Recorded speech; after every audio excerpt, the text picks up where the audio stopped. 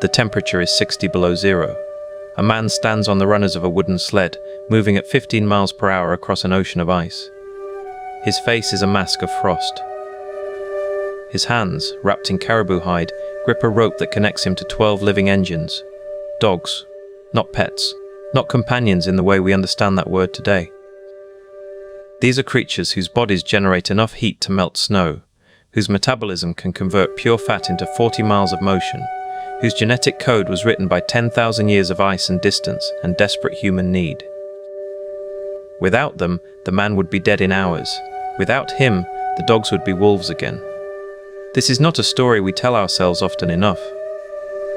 What you're about to experience is a 3-hour exploration of one of humanity's most extraordinary partnerships, the deep history of the sled dog.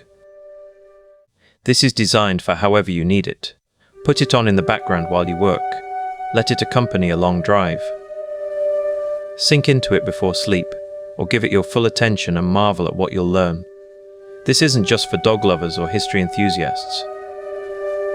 This is a story about survival, evolution, and what happens when two species decide their fates are worth entangling. It's about how a single innovation, the harness, the sled, the deliberate breeding of working dogs, unlocked an entire continent and redefined what was possible for human civilization. Even if you only catch fragments, we promise you this: you'll never look at a dog the same way again. You'll understand something profound about adaptation, about partnership, about the physics of staying alive at the edge of the world. So settle in, relax. Let the story wash over you. This is the epic you didn't know you needed to hear.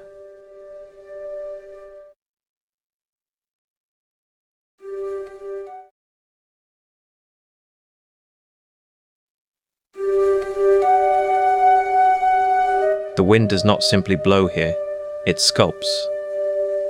It grinds the very substance of the world into a fine, crystalline dust that stings the eyes and fills the lungs with ice. It is a force that seems to speak of absolute emptiness, a white void where life is an impossibility. And yet, against this monochrome expanse, a dark line appears. It moves with a purpose the landscape itself denies. It is a team of dogs, their breath pluming in the frigid air, their paws crunching in a steady, relentless rhythm. They are not merely surviving this world, they are mastering it. This is not a story of pets, or even of simple companionship. This is the story of a profound and ancient partnership forged in the deepest cold, a bond written not in words, but in ice, in genetics, and in the shared heartbeat of survival. Welcome to the deep history of the sled dog. Over the next 4 hours, we will journey across 10,000 years and countless frozen miles, tracing the epic tale of how humans and dogs together conquered the top of the world. This is Chapter 1, Origins in the Ice. Our journey begins not with a whimper, but with a howl that echoes across millennia. To understand the sled dog, we must first discard our modern notions of canine variety. This is not a breed created in the parlour rooms of Victorian England for aesthetic fancy. This is a creature shaped by the relentless, unforgiving hand of natural selection, refined further by the deliberate, ancient will of humankind. It is a unique evolutionary adaptation on 4 legs. The sled dog represents one of the earliest and most significant divergences from the common wolf ancestor, a branch on the family tree that grew in a direction dictated entirely by cold, distance, and cooperation. While other early dogs may have scavenged at the edges of human settlements, these northern dogs became integral to the very fabric of human life, a piece of technology as vital as the spear or the sled. Their bodies tell the story. A dense, double-layered coat that sheds snow and traps an insulating layer of air. Paws that are not just feet, but sophisticated snowshoes, with thick pads and fur between the toes to prevent ice balling. A circulatory system designed for phenomenal efficiency, where blood vessels in the legs act as heat exchangers, warming cold blood returning from the paws with the warmth of arterial blood flowing down, ensuring the core temperature remains stable, while the extremities withstand sub-zero contact. But perhaps most telling is the tail, that iconic plumed tail that curls over the back. It is not merely for show. When a sled dog beds down in a blizzard, it curls into a tight ball, tucking its nose under that thick tail, breathing warmed air and creating a microclimate of survivable heat. Every aspect of its being is a love letter to the cold. This is a biological machine perfected for a specific, brutal environment. And for the humans who had come to share that environment, this animal was not just useful, it was the key that unlocked a continent.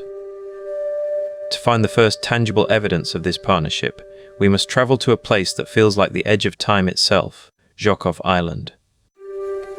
Today, it is a desolate speck in the East Siberian Sea, locked in permafrost and battered by Arctic gales. But 9,000 years ago, it was not an island at all. It was part of a vast, grassy plain connected to the Siberian mainland, a northern extension of a lost world known as Beringia. The air would have been dry, the windswept landscape supporting a surprising array of life: mammoth, reindeer, muskox. And here, on this now isolated patch of tundra, a group of Mesolithic hunters made their home. What they left behind, preserved in the eternal freezer of the permafrost, has revolutionized our understanding of prehistory. The Zhukov Island archaeological site, painstakingly excavated over decades, is a treasure trove of organic material that would have rotted anywhere else. Wooden sled runners, intricately carved bone and ivory tools, and the remains of dogs. Not just a few, but many. But these were not the bones of wolves, nor of generalized camp dogs. Analysis reveals animals of a consistent size and build, larger than typical Siberian huskies but smaller than wolves, with skeletal features suggesting powerful shoulders and chests. The anatomy of draft animals. Crucially, the site yielded something extraordinary: pieces of harnesses, fitted toggles of antler and bone, designed to distribute pulling force across a dog's chest. This is the smoking gun. At Zhukov, 9,000 years ago, humans were not just keeping dogs, they were harnessing them, they were breeding them for a purpose. This represents the earliest conclusive evidence of dog sledding in the archaeological record, pushing the timeline of this technology back thousands of years earlier than previously believed. Imagine the scene. The long winter twilight settles over the Zhukov camp. The temperature plummets. Inside a semi-subterranean house framed with mammoth bones and covered with hides, a craftsman works by the light of a sea mammal oil lamp. He is not carving a ritual object or a piece of jewelry. He is carefully drilling a hole in a polished piece of reindeer antler, smoothing its edges. This is a critical component. It will be part of a harness system for a dog. Outside, the dogs themselves are tethered, curled against the cold. They are valuable, perhaps the most valuable assets the community owns. They are fed from the hunt, cared for, and selectively bred. The Zhukov people were not passive recipients of canine help. They were early geneticists. By choosing which dogs to pair together, the strongest, the most resilient, the most cooperative, they were actively sculpting the genome of the sled dog. They were isolating and amplifying the traits they needed to survive. This was a conscious, deliberate partnership. The dogs enabled mobility on a scale previously unimaginable in the Arctic. A hunter on foot, burdened with gear, could cover perhaps 10 miles in a day over difficult terrain. A hunter with a dog team could triple or quadruple that distance, carrying heavier loads, accessing hunting grounds far from a permanent camp. The sled transformed the landscape from a prison of distance into a network of possibilities. Zhukov Island stands as a testament to this cognitive leap. It shows us a people who looked at the dog and saw not just a hunter or a guardian, but an engine. A source of renewable, organic power that could move them and their world forward. This ancient, purposeful breeding left a signature that is not just in the bones, but in the very blood of their modern descendants. Geneticists, peering into the DNA of contemporary sled dog breeds like the Greenland dog, the Siberian husky, and the Alaskan Malamute, have uncovered a startling truth. The sled dog lineage diverged from other dog populations not hundreds, but thousands of years ago, contemporaneous with the time of Zhukov. They are a distinct genetic branch, one that shows remarkably little intermingling with the wave of European dog breeds that spread across the globe in later millennia. Their genetics tell a story of adaptation written in code, One of the most profound adaptations is metabolic. The traditional human diet in the high Arctic is one of extreme protein and fat, with very few carbohydrates. It is a diet that can be deadly to the unadapted, leading to a condition called protein poisoning or rabbit starvation. But sled dogs thrive on it. Their genomes show specializations in fat metabolism, particularly in pathways related to digesting and utilizing the rich blubber of marine mammals and the fatty deposits of land animals. They can convert this dense, cold-weather fuel into energy and heat with phenomenal efficiency. This shared dietary niche is crucial. It meant humans and their dogs could eat from the same larder, from the same successful hunt. A seal or a caribou could feed both the team and the family, their biology aligned to the same nutritional source. This genetic distinction underscores a deeper reality. Sled dogs are not wolves, but they are also not like other dogs. They are a third thing, shaped by a unique, co-evolutionary pressure. They evolved alongside humans in the Arctic crucible, their survival inextricably linked to our own. Their DNA is a living archive of that journey. This partnership was about more than transportation or shared meals. It was, at its core, a thermodynamic alliance. In the Arctic, heat is life. Conserving it is the primary challenge of existence. A human, alone in a shelter, must burn precious calories gained from arduous hunting just to maintain body temperature. But a team of dogs changes the equation. Bring a dog into a snow house or a skin tent, and you are bringing in a source of radiant heat.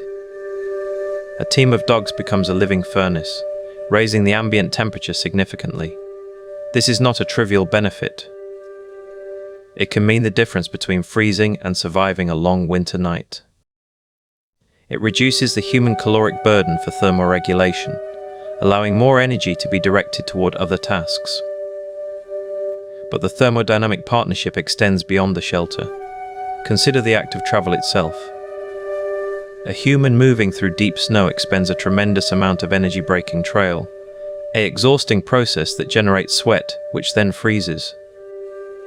A dog team, however, can break trail for the human. The musher, riding the sled or running behind, follows in the packed path of the dogs, conserving perhaps 70% of the energy they would have used. The dogs become a heat-saving, energy-saving technology. They are the original Arctic engine, converting the fat of seals into motion and warmth for their human partners. This synergy created a new kind of human ecological niche. It allowed for lighter, more mobile hunting camps. It enabled the transport of large quantities of meat and hides back to a base camp. It made the vast, resource-scarce landscapes of the Arctic not just habitable, but navigable. The dog team was the innovation that turned the Arctic from a barrier into a homeland. This newfound mobility arrived at a pivotal moment in human history. The world of Zhukov was part of Beringia, the vast, dry land bridge that connected Siberia to Alaska during the last ice age, when sea levels were hundreds of feet lower. For millennia, this was not a bridge, but a continent in its own right, a cold, dry steppe teeming with megafauna. As the glaciers began to retreat, creating corridors of ice-free land, populations from Siberia began to move. But this was not a simple stroll into a new world.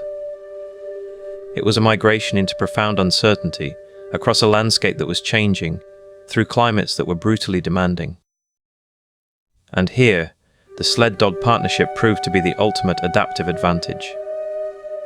Think of a family group, preparing to move eastward into the unknown Alaskan reaches. They could carry only so much on their backs. With dogs and sleds, they could carry everything: tents, tools, reserves of food, spare clothing, children, the elderly.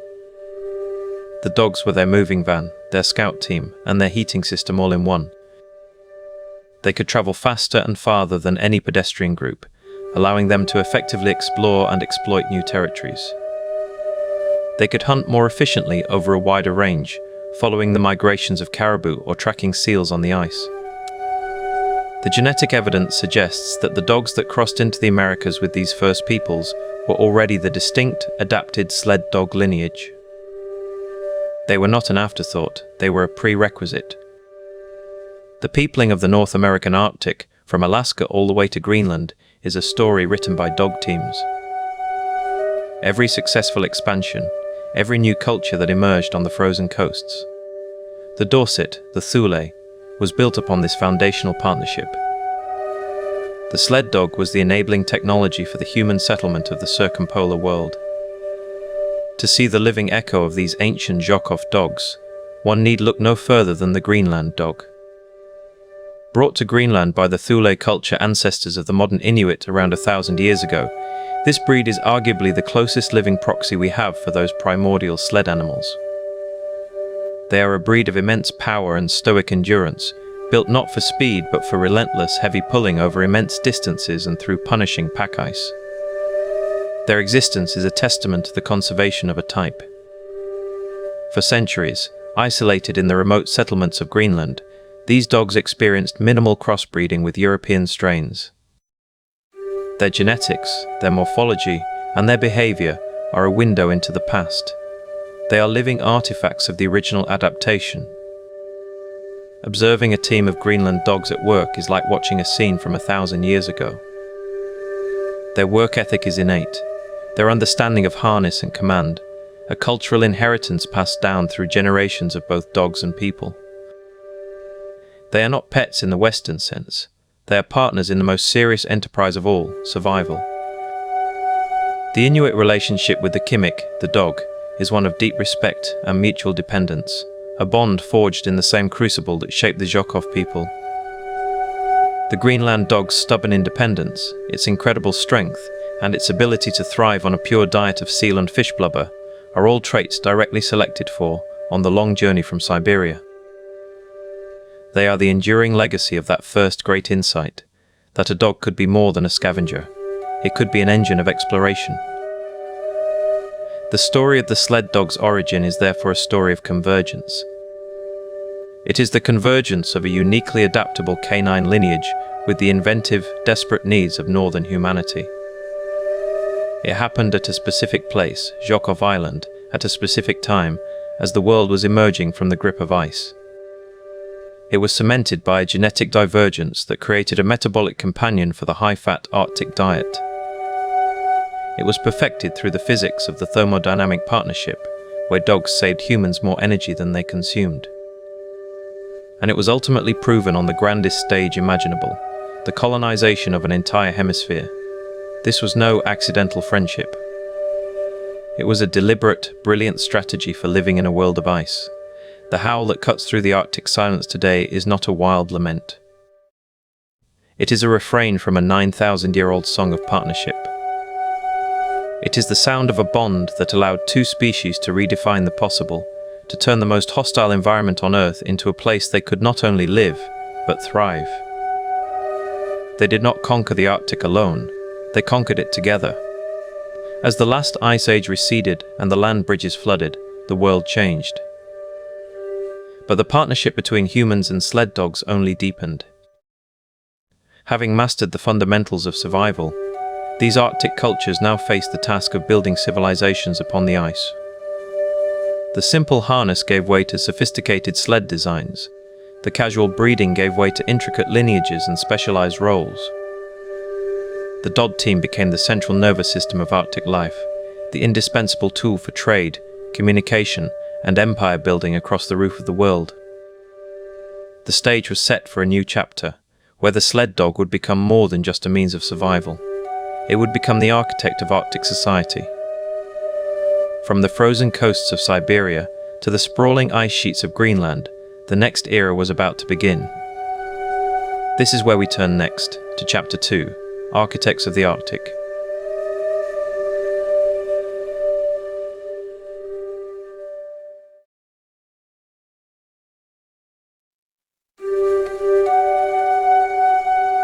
The silence of the Arctic is a profound and deceptive thing. It is not an absence, but a presence, a vast, listening stillness.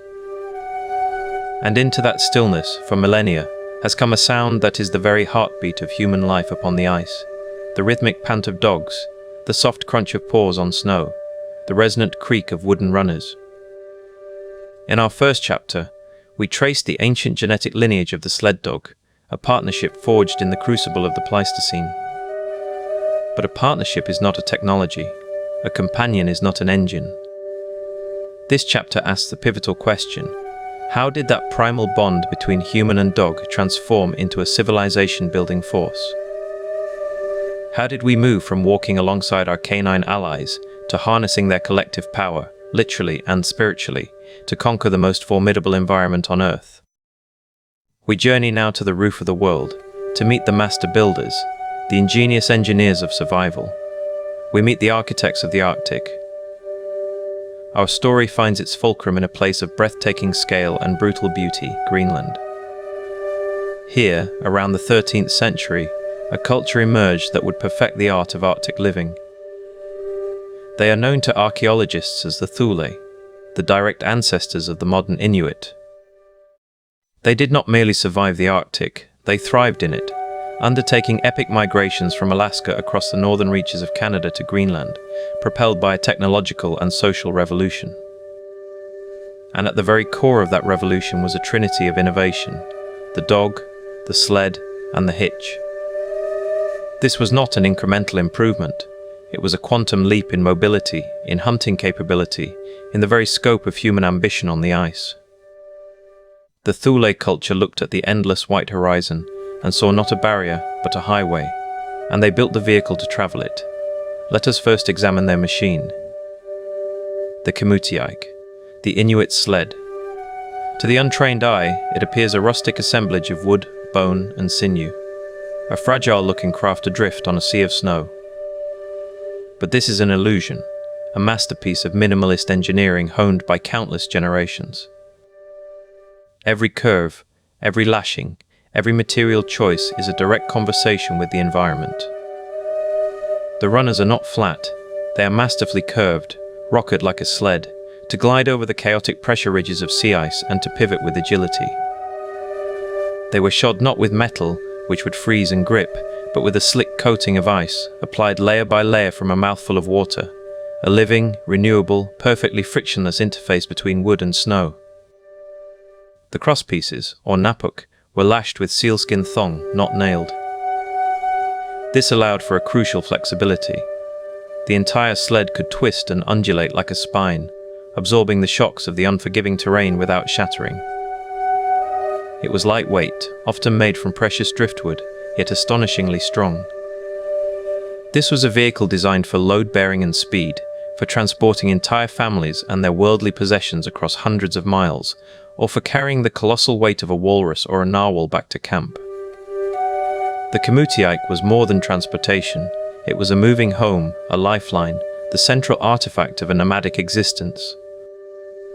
But a sled, no matter how brilliantly designed, is inert. Its power, its spirit, comes from what is placed before it. And here lies the second, perhaps even more revolutionary, invention, the fan hitch. While much of the world employed dogs in a single or double file, constrained by trees and trails, the Arctic offered a blank, open canvas. The Thule innovators looked at their dogs and saw not a train, but a team. They developed a system where each dog is attached to the sled by its own individual trace, radiating out from the front like the spokes of a fan. The implications of this simple geometric shift are profound. In deep, soft snow, the fan hitch allows the lead dogs to break trail, packing down a path for those behind and for the sled itself. It maximizes pulling power by allowing each dog to find its own footing and pull at its most efficient angle, without being hindered by the dog in front. It provides unparalleled control and maneuverability. A skilled driver can direct the team with subtle vocal commands and the crack of a whip, guiding them around ice obstacles or across treacherous thin ice with a spread-out distribution of weight. But beyond the physics, the fan hitch speaks to a deep understanding of canine psychology. It respects the individual. Each dog has its own space, its own connection to the driver, its own role. It minimizes fights, as dogs are not forced into the tense, hierarchical proximity of a single line. It creates, instead, a moving community, a pack harnessed to a common purpose, yet expressing its own social dynamics within the fan. This was not just a way to attach dogs to a sled, It was a philosophy of partnership, a social contract written in traces and toggles. To understand the world that birthed these technologies, we must step into the mind of the Thule hunter. His survival, and that of his family and community, depended on the hunt for the giants of the sea, the bowhead whale, the walrus, the bearded seal.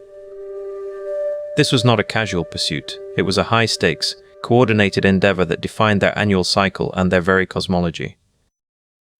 And the sled dog was the indispensable partner in this epic struggle. Before the hunt, dogs would be used to scout the moving pack ice, their keen senses and speed allowing hunters to locate breathing holes and seal haul-outs across vast distances. During the hunt, they provided silent, swift transport to the kill site, but their most critical role came after. Imagine the scene.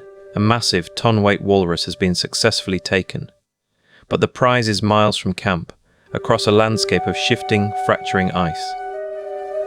Human strength alone could never retrieve it. This is where the dog team transforms from transport to a living engine of staggering power. Harnessed to the Kamutiaik, 10, 12, 15 dogs could haul this mountain of blubber and meat home. They converted the abundant marine protein of the Arctic Sea into movable calories, into life itself.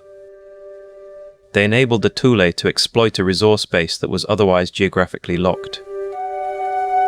This caloric efficiency fueled population growth, supported larger, more stable communities, and facilitated the storage of surplus for the dark, lean months of winter. The dog team was the critical link in the food chain, the logistical core of Thule expansion. Without them, the culture's rapid migration across the Arctic, carrying their distinctive whalebone houses and sophisticated toolkits, would have been impossible. They were the engine of diaspora, yet to reduce these animals to mere engines, to biological tools, is to miss the very heart of the relationship. The sled dog in Thule and Inuit society occupied a space that defies easy Western categorization. They were, unequivocally, working animals, essential to the brutal calculus of survival. They could be disciplined with a harshness that shocks the modern sensibility. But they were also family. They lived with people, often inside the sod houses or skin tents, sharing warmth and space. Puppies were raised with children, forging bonds of affection and mutual understanding from infancy. Each dog had a name, a personality, a recognized lineage and reputation. Their well-being was paramount, not out of sentimentalism, but out of profound interdependence. A sick or weak dog endangered the whole family. Their diet was often the same as the people's: seal meat, blubber, fish, a sharing of precious resources that spoke volumes. This duality is captured in the stories, the oral traditions that are the bedrock of Inuit knowledge. Dogs appear as guides to the spirit world, as protectors against supernatural threats, as ancestors in animal form. In some myths, the constellation we know as Orion is seen as a team of sled dogs pursuing a celestial polar bear. The dogs were woven into the very fabric of cosmology, intermediaries between the human world and the powerful, often capricious, forces of the Arctic environment. They were listened to. A dog's refusal to travel a certain route, its agitation or keen sense of danger, was a warning heeded by wise hunters. This was a partnership of deep respect, a recognition that while humans held the intelligence and the technology, the dogs possessed senses and instincts without which that intelligence was blind and that technology useless. They were not pets, they were persons of another kind, bound in a covenant of survival. From its Greenlandic epicenter, this powerful synthesis of dog, sled, and culture rippled out across the North American Arctic. The Thule expansion was, in essence, the dissemination of a supremely successful survival package. As they moved eastward, they encountered the Dorset people, the enigmatic Tunit of Inuit legend, who did not use dogs for traction. The technological advantage of the Thule, powered by their dog teams, was overwhelming. The Dorset culture faded, absorbed, or displaced. The Thule paradigm became the Arctic paradigm. Across what is now the Canadian Arctic, from the icy coasts of Baffin Island to the labyrinthine channels of the high Arctic archipelago, to the mainland tundra of the Keewatin region, Variations of the Kamutiike and the Fanhitch became universal. The dogs themselves, the Greenland dog or Canadian Inuit dog, became the standard breed, shaped less by aesthetic fancy than by relentless environmental pressure. They developed into the quintessential Arctic sled dog, thick double coats that could withstand -60-degree temperatures, compact, powerful bodies for strength and heat conservation, tough, furry feet that acted as natural snowshoes, and a temperament that blended fierce independence with a profound capacity for teamwork. They were, and are, living artifacts of the Thule revolution. Consider the annual cycle, the rhythmic pulse of life that the dog team governed. In the deep winter, teams would be used for hunting seal at their breathing holes, a practice of exquisite patience and silence. As the light returned in spring, they enabled the long-distance journeys to prime hunting grounds for walrus and narwhal at the floe edge, where the solid shorefast ice meets the open, moving pack. In summer, while the ice broke up and travel by sled was impossible, the dogs were often left to roam and fend for themselves, living off the land, demonstrating their hardy self-sufficiency. And in the autumn, as the new ice formed, they were gathered, harnessed, and put to work again, testing the ice's thickness, moving camps to winter settlements, and preparing for the cycle to begin anew. The dog team was the metronome of existence, its pace setting the rhythm for human activity. The sound of the dogs being harnessed, their eager yips and howls, was the sound of purpose, of imminent departure, of life in motion. The relationship was also etched in material culture. Women crafted intricate harnesses from sealskin, each a piece of durable art. Carvers fashioned bone and ivory toggles and buckles. The sled itself was a man's primary craft, a testament to his skill. Every element of the technology was produced from the land and sea that the team itself helped to exploit, a perfect closed loop of sustainability. But this world was not static. The very success of the Thule model led to adaptations as they filled the vast expanse of the Arctic. In the more wooded subarctic regions of interior Canada, the fan hitch gave way in some areas to the tandem hitch, better suited to forest trails. The design of sleds varied with the available materials, more wood here, more whalebone there. The size and composition of dog teams fluctuated with the resources of each family and the specific game they hunted. Yet the core principle remained, the dog as the primary source of non-human power. This was a technology that lasted, essentially unchanged, for over 700 years. It saw the Little Ice Age come and go. It endured through shifts in climate and animal migrations.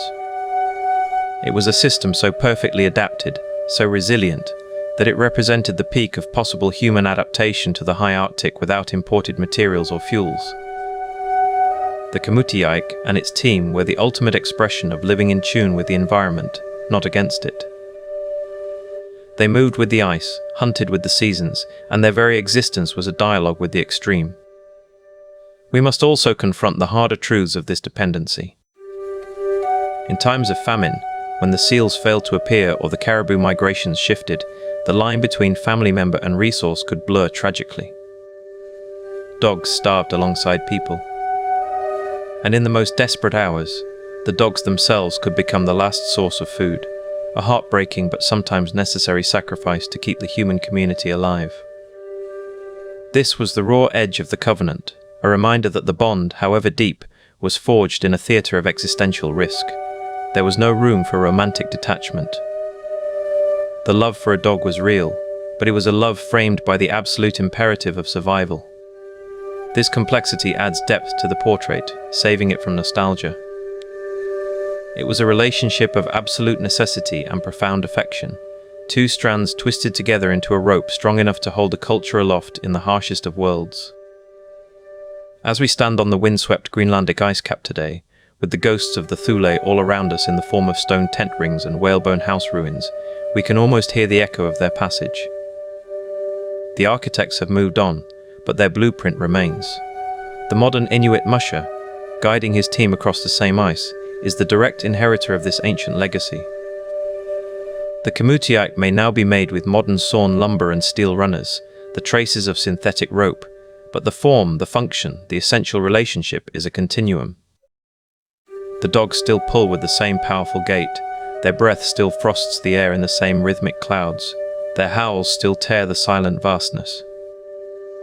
They are a living bridge across centuries. This chapter has revealed the moment when partnership crystallized into power. We have seen how the ingenuity of the Thule culture, centered on the dog team, unlocked the Arctic, transforming it from a forbidding wilderness into a navigable homeland. We have explored a technology born of absolute necessity, a social contract written in snow and sinew, and a spiritual understanding that placed the dog at the heart of the human universe. But the story of the sled dog is about to pivot dramatically. The isolated, self-contained world of the Arctic was not destined to remain isolated. On the horizon, beyond the ice, new forces were gathering, forces with different ambitions, different hungers. The dog team, perfected for survival and community, was about to be discovered by empires.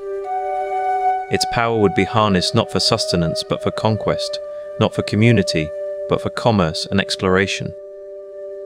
The loyal family member, the engine of the hunt, was to become a beast of burden on a global stage. The architects had built their perfect system. Now, the outsiders would come to exploit it.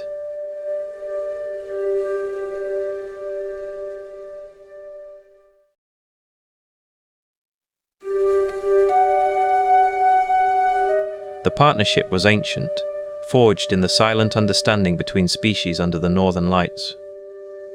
For millennia, the dog and the human in the Arctic and subarctic moved as one, a symbiotic unit of survival in a land that offered no quarter. But history is a river with treacherous currents, and the arrival of new men with new hungers would change everything. The bond would be tested, bent, and often broken under a new and terrible weight. This is the story of that bending. Welcome to Chapter 3 of our deep dive, Beasts of Burden for Empire. In our last chapter, we witnessed the genius of indigenous coevolution with the sled dog, a story of mutualism and sophisticated design. Now we follow that design as it is appropriated, scaled, and industrialized. We leave the realm of partnership and enter the age of exploitation. The stage shifts to the vast, river-veined wilderness of the Canadian North in the 18th and 19th centuries. Here, European empires, driven by a lust for fur and fame, would look upon the native husky and see not a companion, but a locomotive. They saw a four-legged engine, fueled by fish and driven by the whip, capable of hauling the very machinery of their conquest. This chapter is about that transformation. It is about how the sled dog became the indispensable, and often sacrificed, beast of burden for empire. We will trace the grueling supply lines of the fur trade, endure the epic, ice-choked journeys down the mighty Mackenzie River, and witness the birth of a brutal commercial dog culture that strained ancient bonds to their limit. The story of the sled dog is about to become a story of pure economics, written in sweat, blood, and frost on the endless trail. The first European ships that nosed into the ice-fringed bays of North America carried more than men, they carried a world view. The indigenous peoples they encountered saw the land as a relative, a provider to be engaged with through reciprocity and respect. The newcomers, particularly the French and British, saw a warehouse, a vast, untapped reservoir of wealth, primarily in the form of fur. The beaver pelt became the currency of empire, driving a commercial frenzy that would ripple into the deepest reaches of the continent. And to access that wealth, to move the tons of trade goods in and the mountains of pelts out, they needed a transportation network. They found it, ready-made, in the form of the indigenous sled dog and the knowledge of how to use it. But the understanding was fundamentally different.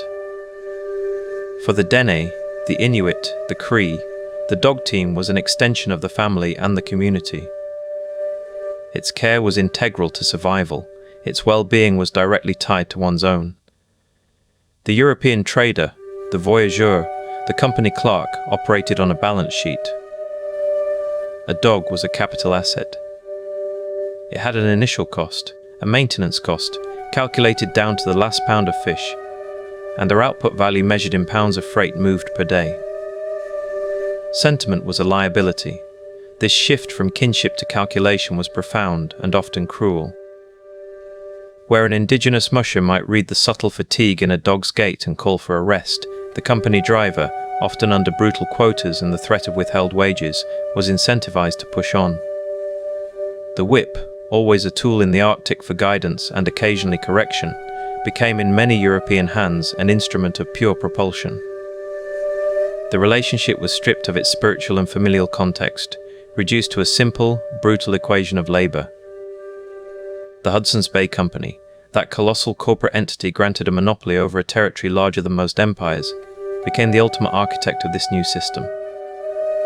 Their forts, dotted like strategic chess pieces across the subarctic, were nodes in a vast logistical web, and the threads of that web were the dog-team trails. The company didn't just use existing indigenous practices, it systematized and scaled them to an industrial degree. They established breeding programs, not for the preservation of type or spirit, but for the production of durable freight animals. They mandated the use of specific harness designs for efficiency. They created the role of the dog driver, a specialized laborer whose sole job was to move company freight. These men, often Orcadian or Scottish immigrants paired with indigenous or Métis guides, lived a life of singular hardship. Their world shrunk to the back of a sled, the rump of the dog ahead, and the endless white trail. The strain on indigenous dog cultures was immediate and multifaceted. The sheer demand for dogs drove a booming trade.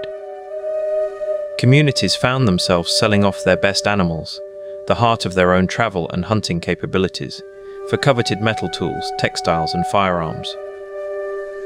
This created a dependency, weaving them into the company's economic fabric while eroding their own self-sufficiency. Furthermore, the European preference for larger, heavier dogs for freight began to alter the genetic landscape.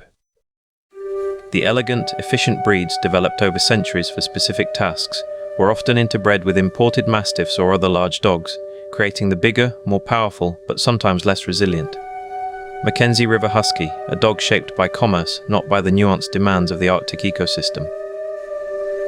The very soul of the sled dog was being commodified, its destiny untethered from the people who had shaped it and yoked instead to the insatiable engine of the fur trade. The howl of the dog was no longer just a song of the wild, it was the whistle of the factory, signaling the movement of goods for a distant, unseen market. That market's reach was staggering, and its arteries were the great rivers of the north. None was more vital, more formidable, or more symbolic of this new age than the Mackenzie. Flowing over 1,000 miles from the Great Slave Lake to the Arctic Ocean, the Mackenzie River system was the superhighway of the 19th century fur trade. And for the long months when its waters lay locked under ice, it became a road of a different kind, a flat, treacherous, wind-scoured trail of snow and shifting pressure ridges. This was the domain of the freight dog team at its most epic scale. The Mackenzie River expeditions were not mere supply runs, they were logistical feats akin to military campaigns, moving the lifeblood of the trade flour, tea, ammunition, traps and luxury goods into the interior, and returning with the precious cargo of furs destined for the drawing rooms of Europe. Imagine the scene each autumn as the first firm ice set in. At the head of the river, at posts like Fort Simpson or Fort Norman, the great trains would be assembled. Not just one or two sleds, but dozens. A single outfit or brigade might consist of 20 or 30 sleds, each hitched to a team of 8 to 10 powerful dogs, and each loaded with upwards of 500 pounds of freight. The procession would stretch for miles, a serpent of labor crawling across the white expanse. The sound was a symphony of industry, the rhythmic panting of 100 dogs, the creak of leather harnesses under strain, the sharp, frozen crack of the driver's whip, the relentless scrape of wooden sled runners on granular snow. The men, swaddled in thick parkas and leggings, their faces encased in ice masks from their own breath, ran beside the sleds to lighten the load on the hills, or rode the runners with a bone-deep fatigue. The challenges were biblical. Temperatures could plunge to 60 below zero, where metal-seared flesh and breath crystallized with a whisper. The river ice was not a smooth highway. It was a chaotic landscape of upheaved blocks where the current fought the cold, creating pressure ridges that required teams to be unhitched and sleds manhandled over jagged obstacles. There was the constant threat of overflow, water forced up onto the top of the ice by pressure beneath, creating a shallow, deadly layer that soaked the dog's feet and legs, leading to instant frostbite and the horrific condition known as ice foot. Then came the blizzards, the purga, where the world vanished into a swirling white void, and drivers had to trust their dog's homing instinct to find the next isolated trading post, the next meager cache of firewood and frozen fish. The Hudson's Bay Company's reliance on these dogs was absolute. Company journals and ledgers from the period are filled with cold, precise notations that speak volumes, received from Fort Chipewyan, 3,000 made beaver in pelts, transported by 12 dog teams over 34 days. Expended, 2 barrels of dried fish for dog feed at Fort Good Hope. Lost, 1 male dog, broke through ice at Rampart Rapids, sled and load, 200 lbs flour, also lost. The dogs were listed alongside the flour and the ammunition, a vital resource to be managed, expended, and replaced. Their mortality rate was staggering. A single bad season on the river, a widespread illness like distemper introduced by European dogs, or a shortage of fish could decimate the canine workforce. The company's response was not mourning, but urgent correspondence to other posts to secure more animals, to replenish the stock. The Mackenzie River husky, in the eyes of the ledger, was a renewable, if fragile, resource. Their great hearts and mighty shoulders literally carried the weight of corporate ambition, and the river's ice held the memory of their sacrifice. This commercial machinery required a new kind of dog, bred for a singular purpose: raw, durable pulling power. The Mackenzie River husky that emerged from this crucible was less a formal breed and more a type, a genetic tapestry woven from necessity. While indigenous breeds like the Canadian Eskimo dog or the various landrace huskies of the interior were part of their ancestry, the Mackenzie dog was often deliberately crossbred with larger European working dogs. St. Bernards, Newfoundlands, and even Mastiff types were introduced to add size, bone, and sheer mass. The result was a canine colossus. These dogs could weigh over 100 pounds, with broad chests, powerful hindquarters, and thick, dense coats that could withstand the brutal cold. They were often described as having a wolf-like appearance, but with a heavier, more ponderous build. Their temperament was shaped by their grim occupation. Bred and worked for strength and endurance rather than speed or companionship, they could be aloof, fiercely determined, and sometimes aggressive, especially around food. A trait necessary in the competitive, high-stress environment of a large freight team where rations were tight. They were not pets. They were units of production. Their lives were cycles of grueling work and brief periods of recovery, their world defined by the harness, the trail, and the feeding trough. Yet, within this harsh existence, bonds still formed. The best drivers, often those with indigenous or Métis heritage who retained a deeper understanding of canines, knew that even these beasts of burden responded better to knowledgeable leadership than to mere brutality. They could read the individual dogs, knowing which one was the born leader, which one had the heart to pull through deep snow, which one needed an extra handful of fat. In these hands, the Mackenzie River husky's noble strength was met with a thread of respect, a faint echo of the old partnership surviving within the machine of empire. The strain of this commercial system extended far beyond the individual dog or driver. It warped the very ecology and social fabric of the North. The demand for dog feed was astronomical. A single freight team on a long journey could consume hundreds of pounds of dried fish or meat. The Hudson's Bay Company established fast fishing operations at key points along the river systems, employing indigenous peoples to net and dry thousands upon thousands of whitefish and inkonu. This intensive harvest redirected traditional subsistence economies toward industrial-scale support for the transport system. Similarly, the practice of dog meeting, hunting game, primarily caribou, specifically to feed teams, put new pressures on wildlife populations already affected by the fur trade. The sled dog, in its role as engine, became a significant ecological actor, its appetite shaping the land around it. Socially, the dog team became a potent symbol of colonial power and disparity. The company officer, traveling by sleigh behind a fine team, was a man of status and mobility. The indigenous hunter, whose own team might be depleted from sales or less powerful due to changing genetics, could find his autonomy diminished. Furthermore, the introduction of a cash-based economy around dogs buying, selling, trading, and even stealing them introduced new tensions within and between communities. The dog, once a cornerstone of communal survival, was now a valuable piece of private property, a source of potential conflict. The very meaning of the dog was transformed. Its value was no longer in its integral role within a holistic way of life, but in its price on the open market or its pulling power on the company's balance sheet. The gritty reality of life on the trail, the frozen fish, the worn harnesses, the endless miles, all of it served a distant economic master, and the howl of the Mackenzie River husky was, in a very real sense, the sound of globalization reaching into the Arctic. Yet, even within this system of exploitation, glimmers of the old ways persisted. Indigenous and Métis drivers, who still comprised the majority of the men actually handling the teams, often operated in a cultural middle ground. They navigated the company's demands while applying ancestral knowledge to keep their teams alive and moving. They understood the importance of proper foot care, of reading the weather in the dog's behavior, of knowing when to stop and make a protective snow wall for the team during a storm. Their expertise was the oil in the grinding gears of the commercial machine.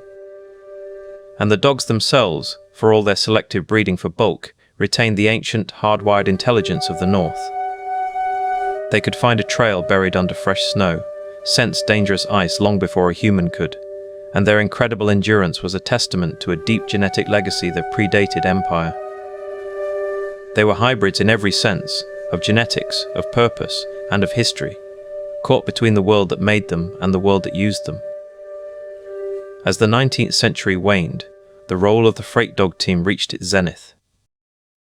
The maps of the Canadian North were now filled with names bestowed by explorers and traders, but the routes between those names were trodden by canine paws. The sled dog had enabled the mapping, the claiming, and the economic pillaging of a continent. It had been the indispensable, if unthanked, engine of the fur trade's final, vast chapter. But empires evolve and technologies change. The faint echo of a steam whistle was already drifting on the northern wind. Railways began to push northward, and steamships, with their iron hulls to break the river ice, promised a new, mechanized form of transport. The age of the dog as the primary freight locomotive was drawing to a close, yet, just as one chapter ended, another was being written. The very qualities that made the sled dog a perfect beast of burden, its endurance, its resilience, its ability to conquer impossible terrain, were about to be redirected toward a new, even more dramatic goal.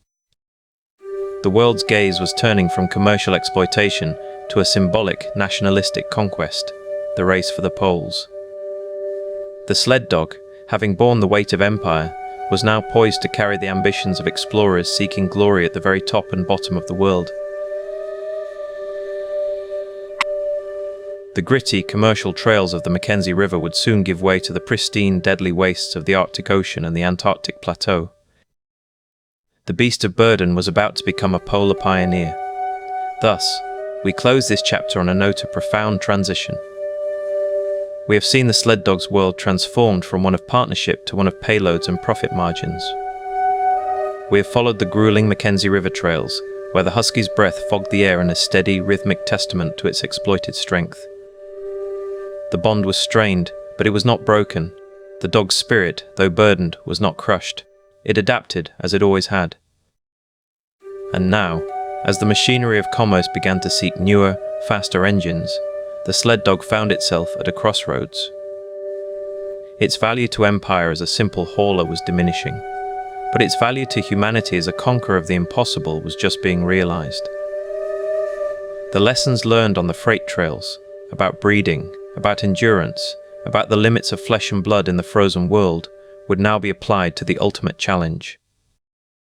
The stage is set, the teams are rested, and a new, even more demanding trail beckons. From the river valleys of corporate conquest, we now turn our eyes to the vast, white silence of the ends of the earth. The era of the freight dog is over. The race for the pole is about to begin.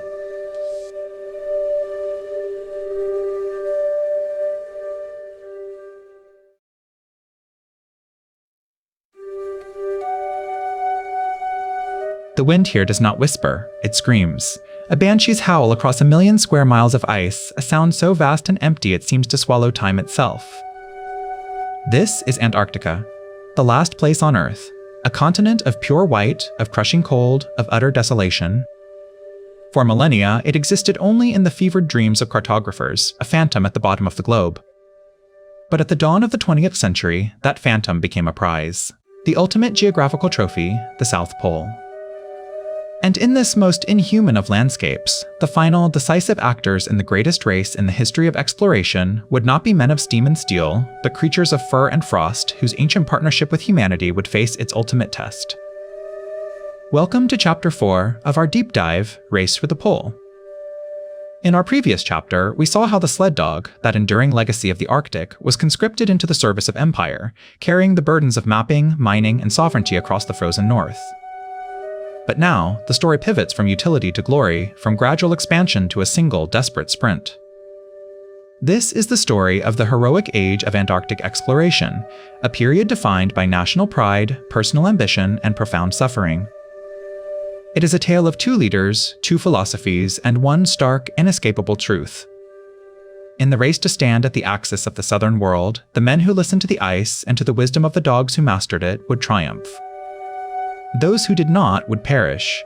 This chapter is not just about who reached the pole first, it is about how. And the how, in the end, had 4 legs, a thick coat, and an unbreakable will to pull. Our story begins not with a bang, but with a quiet, deliberate deception.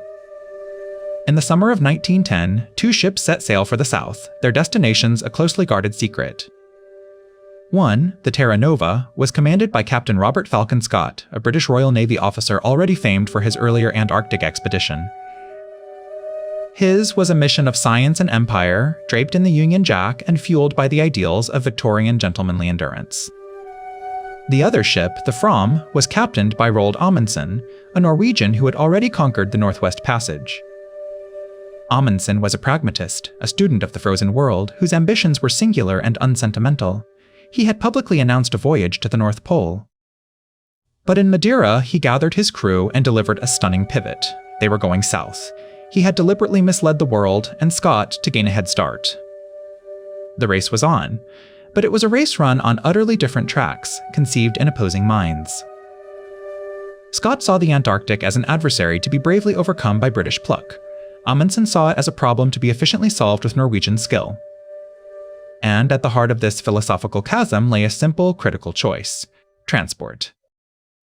To understand Amundsen's strategy, we must travel back in time and north in latitude, to the frozen coasts of Greenland and the ice-flecked waters of the Arctic where the Inuit had thrived for centuries. Amundsen was not just an explorer, he was an anthropologist of survival. During his year among the Netsilik Inuit to learn the secrets of the Northwest Passage, he did not observe from a distance, he lived with them. He watched them build igloos, sew skins, and, most importantly, he studied their relationship with their dogs. He saw that the Greenland dog, a powerful, thick-furred descendant of ancient Arctic migrants, was not a pet or a beast of burden in the European sense. It was a partner, a survival tool, an extension of Inuit technology. He learned to drive a team not with a whip, but with voice commands and a long trailing line that allowed the dogs freedom of movement. He understood the critical importance of fresh meat, of feeding dogs to dogs if necessary, to preserve calories and mobility in a landscape where sentimentality was a death sentence.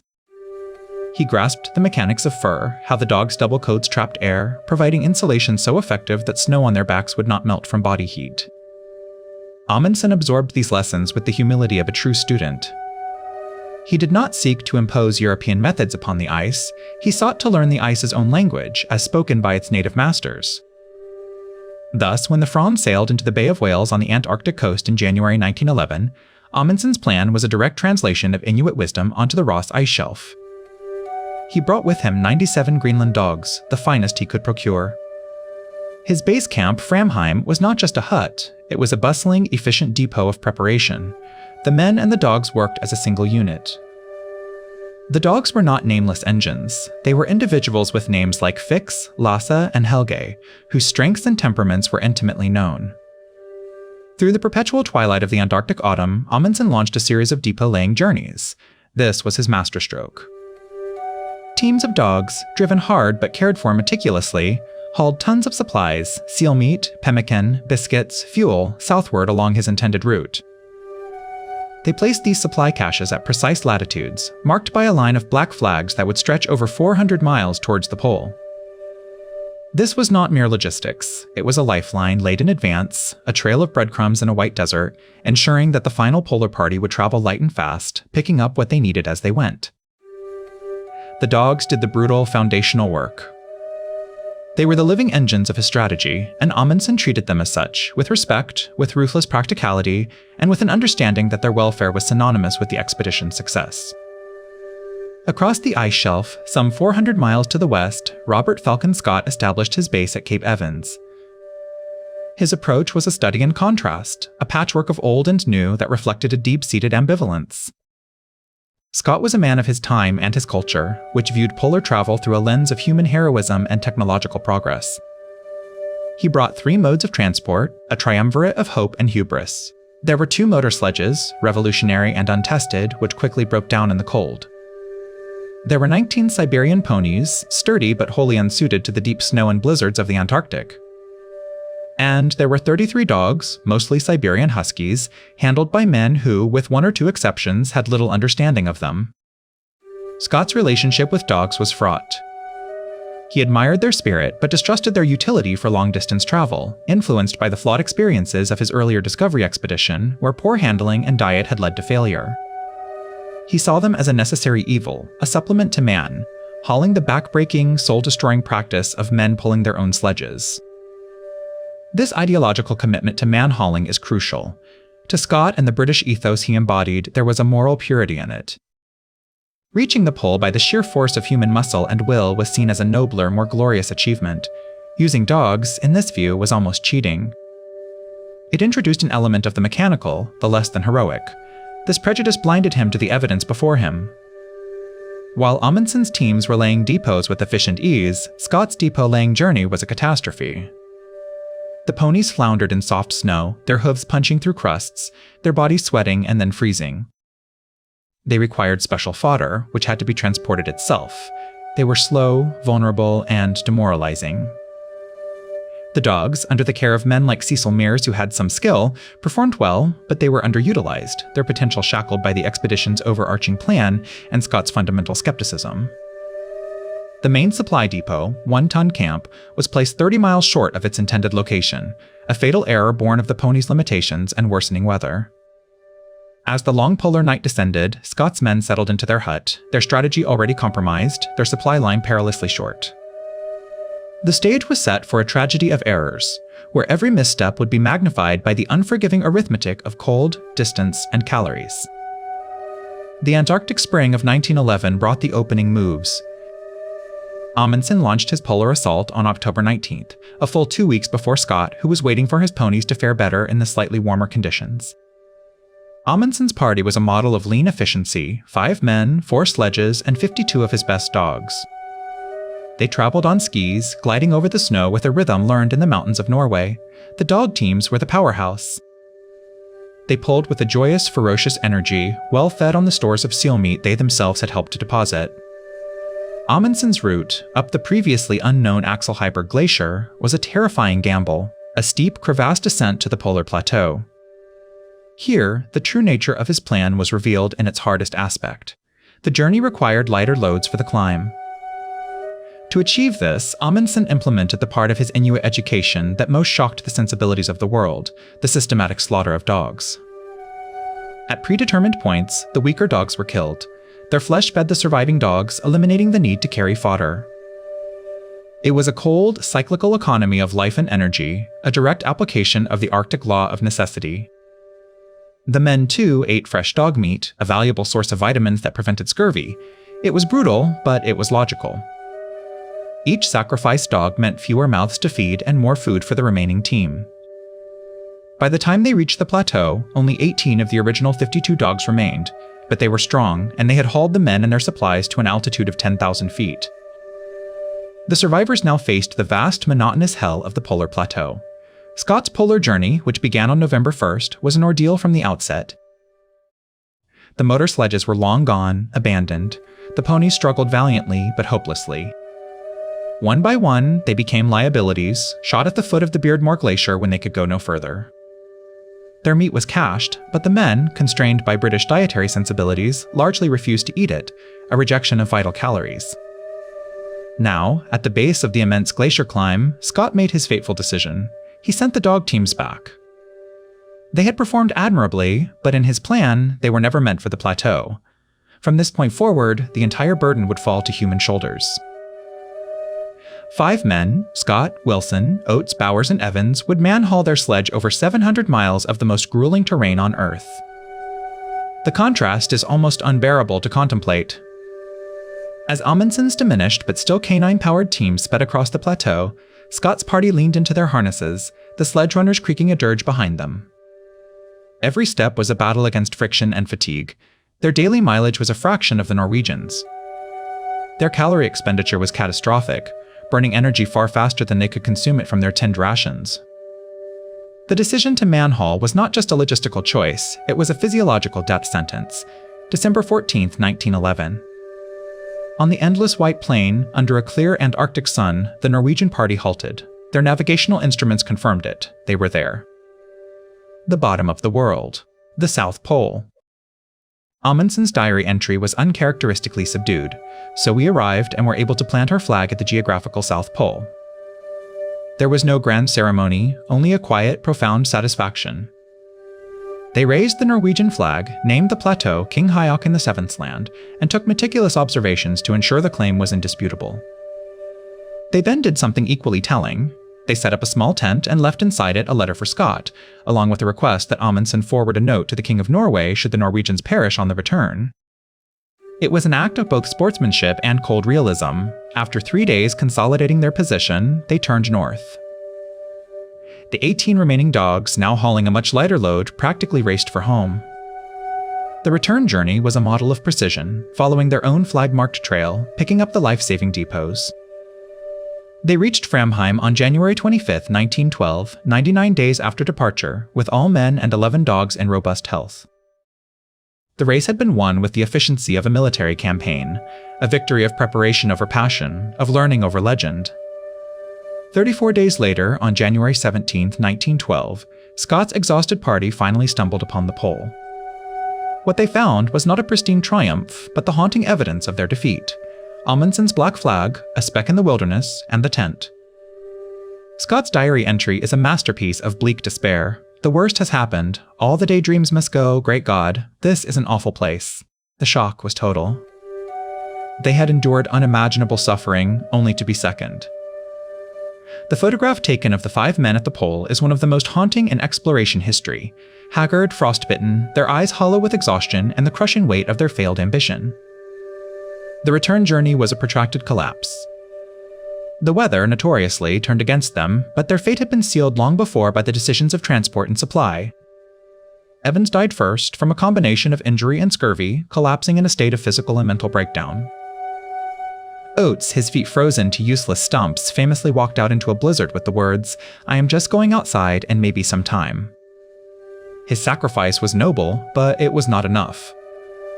The remaining 3, Scott, Wilson, and Bowers, made a final camp just 11 miles from One Ton Depot, a mere pittance of distance that might as well have been 1,000.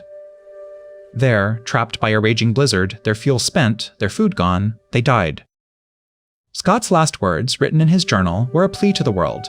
For God's sake, look after our people. They were found 8 months later, their sledge still laden with geological specimens, a testament to their scientific dedication even in the face of death. The aftermath of the race cemented its legends. Scott was martyred, transformed into an icon of heroic failure, his story told and retold as a parable of British endurance. Amundsen's victory was often painted as cunning, even underhanded, his methods as somehow less pure. But history, with the clarity of distance, has rendered a different verdict. The decisive factor was not courage, for both parties possessed it in abundance. It was not luck with weather, for both faced the Antarctic's fury. The decisive factor was the sled dog. Amundsen's victory was a victory of applied knowledge. He understood the Greenland dog not as a machine, but as a perfectly adapted component of a polar ecosystem. He integrated them into a plan that respected their nature and exploited their strengths. His entire timeline, his depot laying, his nutrition, his route, all were built around the capabilities of his teams. Scott, in contrast, tried to bend the Antarctic to a human-centric, technology-aided vision. His ponies, his motors, and his ultimate reliance on man-hauling were attempts to conquer the ice on his own terms. The ice does not negotiate. It only reveals who has listened to its rules. The dogs were the key to understanding those rules. They were the difference between a triumphant return and a silent tomb in the snow. This chapter, then, is the apex of the sled dog's historical journey. From the nomadic camps of the Paleolithic to the imperial outposts of the Arctic, their purpose had always been survival and expansion. At the South Pole, they enabled the last great terrestrial discovery. They carried humanity to its final geographic frontier. But even as Amundsen's dogs barked in the Antarctic silence, their world was changing. The age of heroic, dog-powered exploration was reaching its end. The internal combustion engine was advancing, and soon, airplanes and snow tractors would begin to encroach upon the domains where the dog team had reigned supreme. Yet, just as one era seemed to be closing, another was about to dawn, one that would remind the world of the sled dog's irreplaceable value in the most dramatic way imaginable. Far from the sterile silence of the pole, in the bustling frontier towns of Alaska, a different kind of race was about to begin, not for glory, but for life itself. A desperate relay against time and disease, where the fate of a community would rest on the paws of teams speeding through a blizzard. The age of exploration was over. The age of salvation was about to begin. The next chapter is The Great Race of Mercy.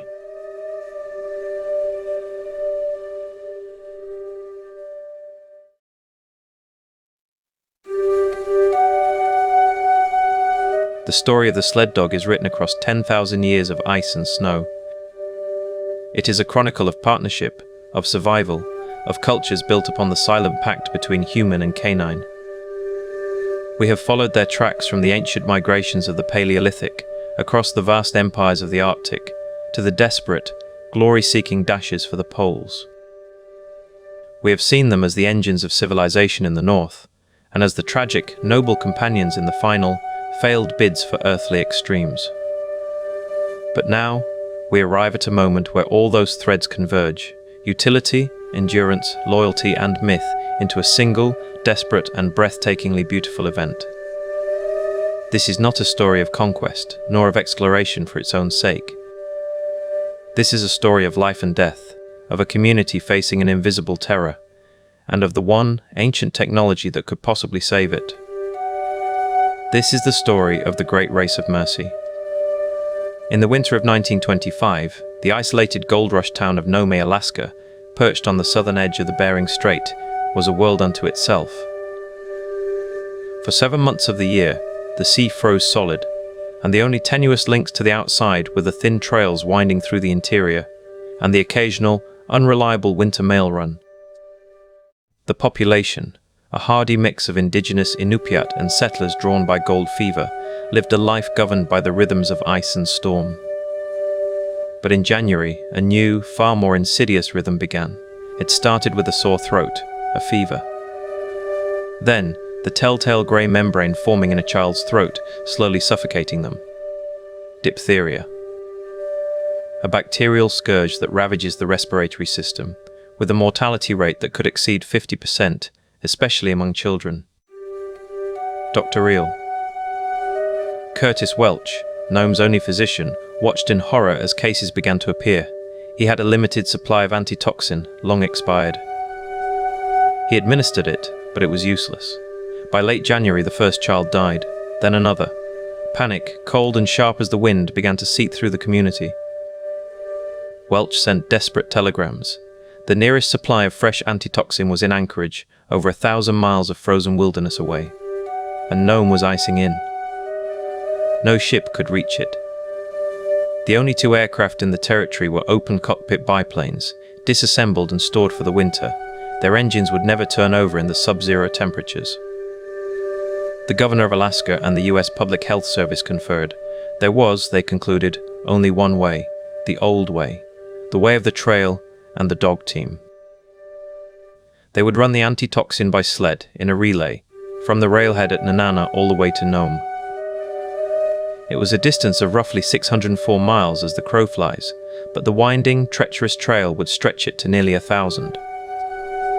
They had to move a fragile serum that would freeze and shatter if allowed to become too cold, yet would degrade if warmed too much.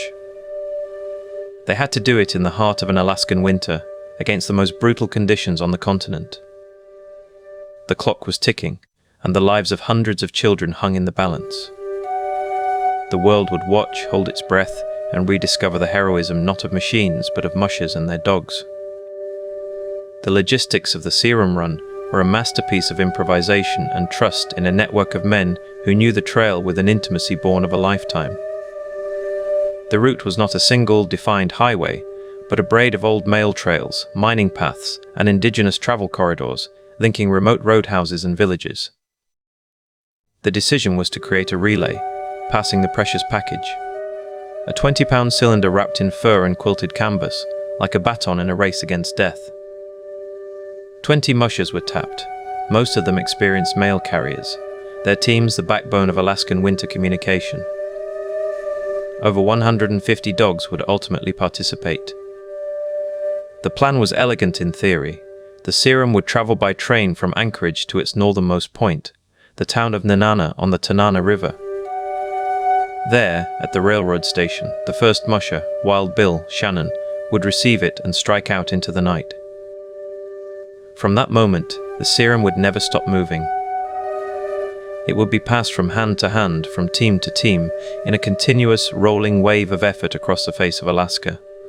But the plan met reality almost immediately. The temperature when Shannon left Nenana was 50 below zero. His team, including lead dogs Blackie and Fox, were strong, but the cold was a physical wall. Shannon ran alongside his sled to keep from freezing, but still suffered severe frostbite to his face. He covered the 52 miles to Tolovana in a brutal push, handing off the serum already half frozen himself. And so it began. Each musher faced his own private hell. Edgar Callens took the serum across the Minto Flats, a wind-scoured lake where the gales could literally blow a man over. His lead dog, Spot, navigated through a whiteout so complete Callens could see nothing but the hazy form of his wheel dogs. He made the handoff at Manly Hot Springs, his beard a solid mask of ice. Then came the push into the interior, the vast rolling hills and forested trails. Mushers like Johnny Folger and Sam Joseph drove their teams through the dark, guided by the memory in their dogs' paws as much as by their own eyes. The roadhouses were not just checkpoints, they were oases of warmth, where a musher could thaw the serum by a stove. Carefully, so carefully, not too hot, gulp down a hot meal, and change out exhausted dogs for fresh ones from his own string, or those provided by the roadhouse keeper. The system was organic, built on a web of mutual dependence that defined life in the Alaska bush. There were no official organizers on the trail, just a chain of men who heard the news, knew their role, and stood ready in the howling dark, waiting for the sound of barking dogs and the creak of sled runners that meant the package was coming through. As the serum moved west, the relay approached the most formidable natural barrier on the route, the Norton Sound, a massive shallow arm of the Bering Sea. Here, the trail left the relative shelter of the land and ventured onto the sea ice itself, a treacherous, shifting plain of pressure ridges, open leads of black water, and winds that screamed unimpeded from Siberia. The man chosen to tackle the longest and most dangerous leg of the entire relay was a Norwegian immigrant named Leonhard Seppala. At nearly 50, Seppala was a legend in Alaska, a quiet, fierce competitor who had won the All-Alaska Sweepstakes multiple times. His lead dog was Togo, a small, spirited Siberian husky with a brown, black, and grey coat and penetrating blue eyes.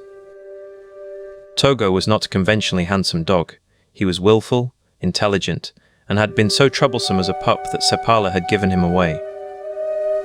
But Togo had escaped and run back to Seppala's kennel, proving a determination that would become historic. Seppala did not wait at a roadhouse. He set out from his home in Nome, heading east to meet the relay and shorten the overall time. He and Togo, with a team of 20 of his best Siberians, covered an astonishing 170 miles just to reach the serum at Shaktoolik. They took possession of the package on January 31st, with a storm brewing over the sound. What happened next entered the realm of legend. Instead of taking the longer, safer coastal route, Sepala, trusting Togo implicitly, made the fateful decision to shortcut directly across the exposed ice of the Norton Sound. It was a gamble of breathtaking proportions.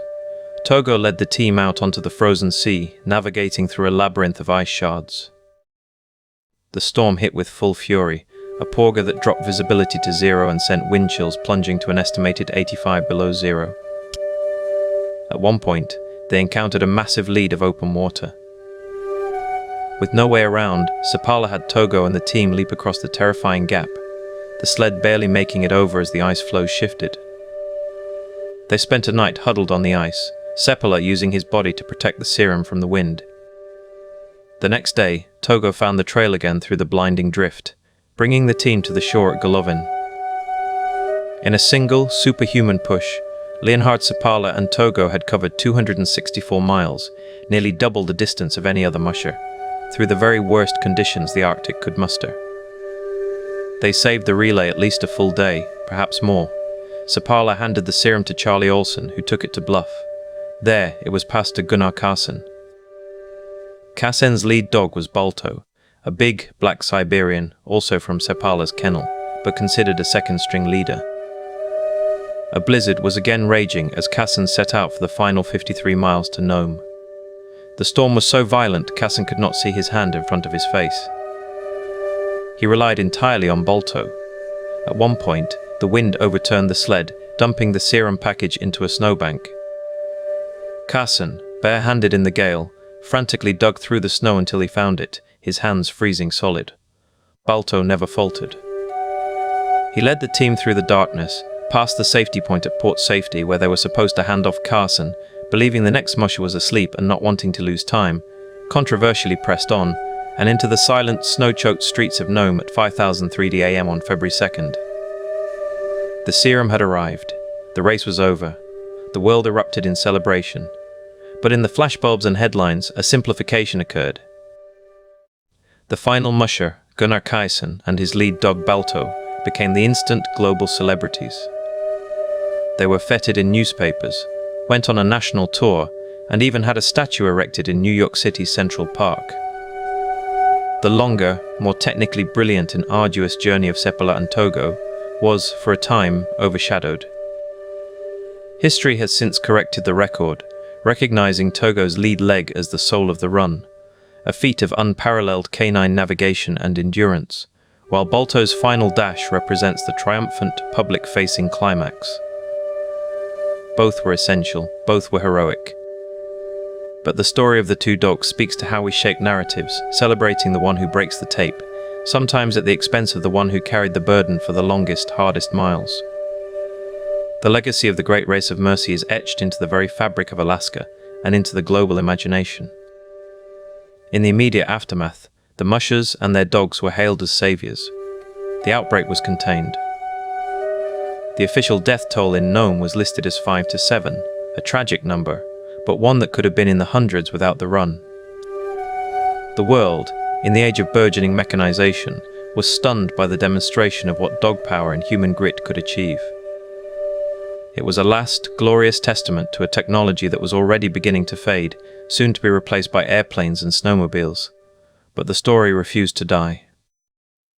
It became a foundational myth of Alaska, a symbol of self-reliance and community.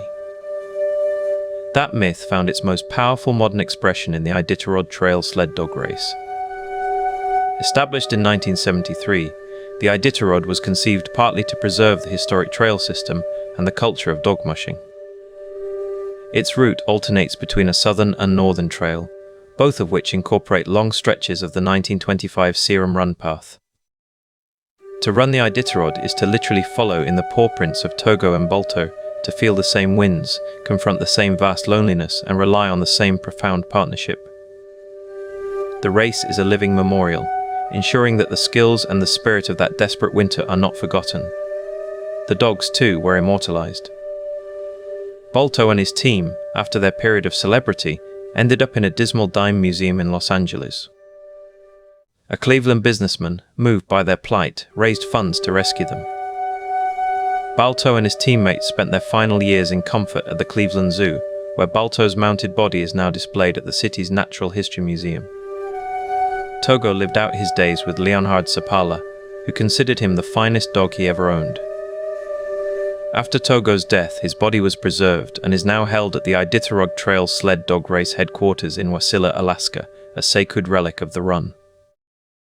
The Serum Run proved, beyond any doubt, the incredible resilience, navigational genius, and heart of the Siberian Husky and its cousin, the Alaskan Husky, cementing their place as the quintessential sled dogs of story and song. It was the pinnacle of their service to humanity, a service that stretched back millennia, now channeled into a single, life-saving mission. The geography of the Serum Run is a character in itself, a brutal and beautiful antagonist. The journey began in the interior, near Nana, in the forested, river-laced valleys of the Tanana Basin. Here, the trails wound through black spruce forests, where the silence was profound and the cold settled into the hollows. Then it climbed into the Alaska Range foothills, a region of rolling hills and exposed saddles where the wind could whip with surprising ferocity. The mushers pushed through places with names like Whiskey Creek and Old Woman Cabin, each roadhouse a tiny island of light in an ocean of dark timber. As the route trended west, it entered the vast, treeless expanse of the interior tundra around the villages of Galena and Nulato on the Yukon River. This was a landscape of immense, terrifying openness. With no trees to break it, the wind scoured the snow into a hard, slick sastrugi that could cut a dog's paw, and visibility could extend for miles or vanish in an instant. The Yukon itself, a mighty river frozen solid, was a highway of ice, but one prone to treacherous overflow, where water would seep up through cracks and freeze in a thin, deadly layer, soaking everything.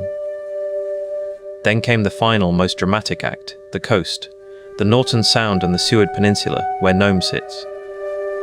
This is a maritime climate, subject to violent, unpredictable storms rolling off the Bering Sea. The topography is a mix of barren, windswept hills and the chaotic jumble of the shore-fast ice. The trail here was not a path, but a suggestion, changing daily with the tide and the wind. To travel here was to place one's faith entirely in the instinct of the lead dog and the memory of the musher, for landmarks were few, and the sea ice was a shifting, unstable platform over frigid, black water. This entire journey, from wooded interior to frozen sea, was a traverse across the many faces of Alaskan winter, each demanding a different kind of fortitude from both man and dog. The breeds that carried the day were the Siberian Husky and the Alaskan Husky, each perfectly suited to their roles. The Siberians, like Togo and Balto, were relative newcomers to Alaska. Imported from Siberia in the early 1900s for the All-Alaska Sweepstakes, they were smaller and lighter than the freighting dogs common at the time. But what they lacked in size, they made up for in speed, endurance, and an almost supernatural toughness. Their dense double coats, erect ears, and curled tails were perfect for conserving heat. More importantly, they possessed an intense desire to run and a deep-seated pack mentality that made them superb team dogs. Togo exemplified the Siberians' intelligence and navigational prowess, an ability to find a trail buried under feet of drift snow that seemed to border on the psychic. The Alaskan Husky, by contrast, is not a purebred dog in the traditional sense, but a purpose-built athlete, a genetic cocktail of Siberian Husky, Greyhound, Pointer, and other breeds, optimized for speed, endurance, and heart. Many of the other mushers in the relay would have driven teams of these Alaskan Huskies or mixes. They were the workhorses of the trails, less uniform in appearance but incredibly tough and driven. The Serum Run showcased the pinnacle of what both types could achieve. The Siberians brought a legendary stamina and trail sense. The Alaskan Huskies brought raw power and resilience. Together, across 20 teams, they formed a seamless, living chain of canine excellence, each dog pulling not just for its musher, but for a purpose far greater than itself. Their physiology was their salvation.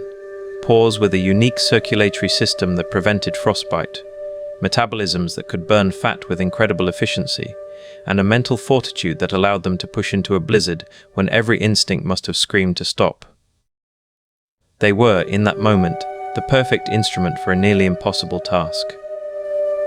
As we reflect on the Great Race of Mercy, here was the sled dog not as a tool for expansion or a symbol of exploration, but as a vessel of pure salvation. The ancient partnership, honed over millennia on the steppes and tundras, reached its apotheosis on the frozen trails to Nome. It was a fleeting moment, soon to be eclipsed by the roar of engines. But in that week of desperate effort, the world witnessed something timeless. It witnessed the unbreakable bond of a team, the silent communication between Musher and Led Dog, the profound courage of simply putting one paw in front of the other into the teeth of a storm. The story endures because it is not just about dogs running. It is about community, about a network of people and animals spread across 1,000 miles acting as one.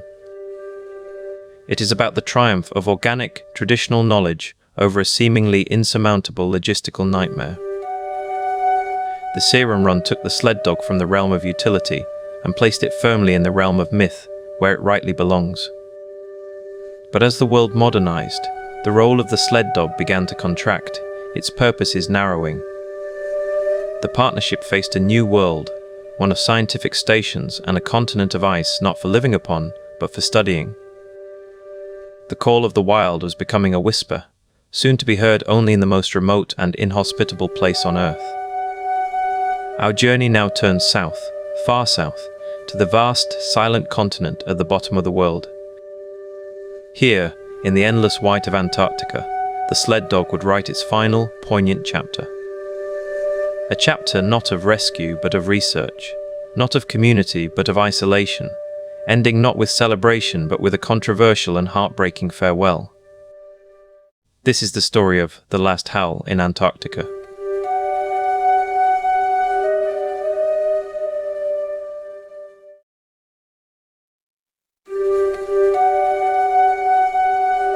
The silence of Antarctica is not an absence of sound, but a presence. It is the deep, resonant hum of a continent-sized glacier, the hiss of diamond dust snow on your parka, the crack of ice shells carving into a steel-grey sea.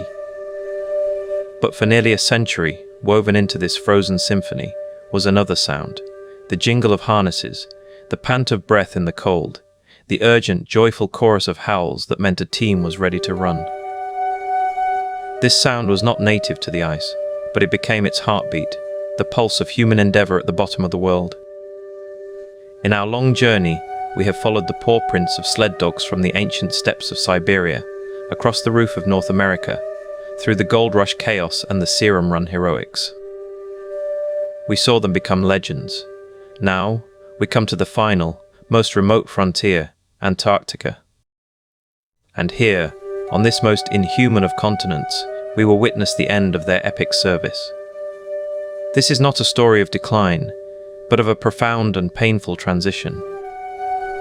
It is the story of how the dogs who had carried humanity to the poles, who had been our indispensable partners in unlocking the secrets of the ice, became seen as a threat to the very wilderness they helped us understand.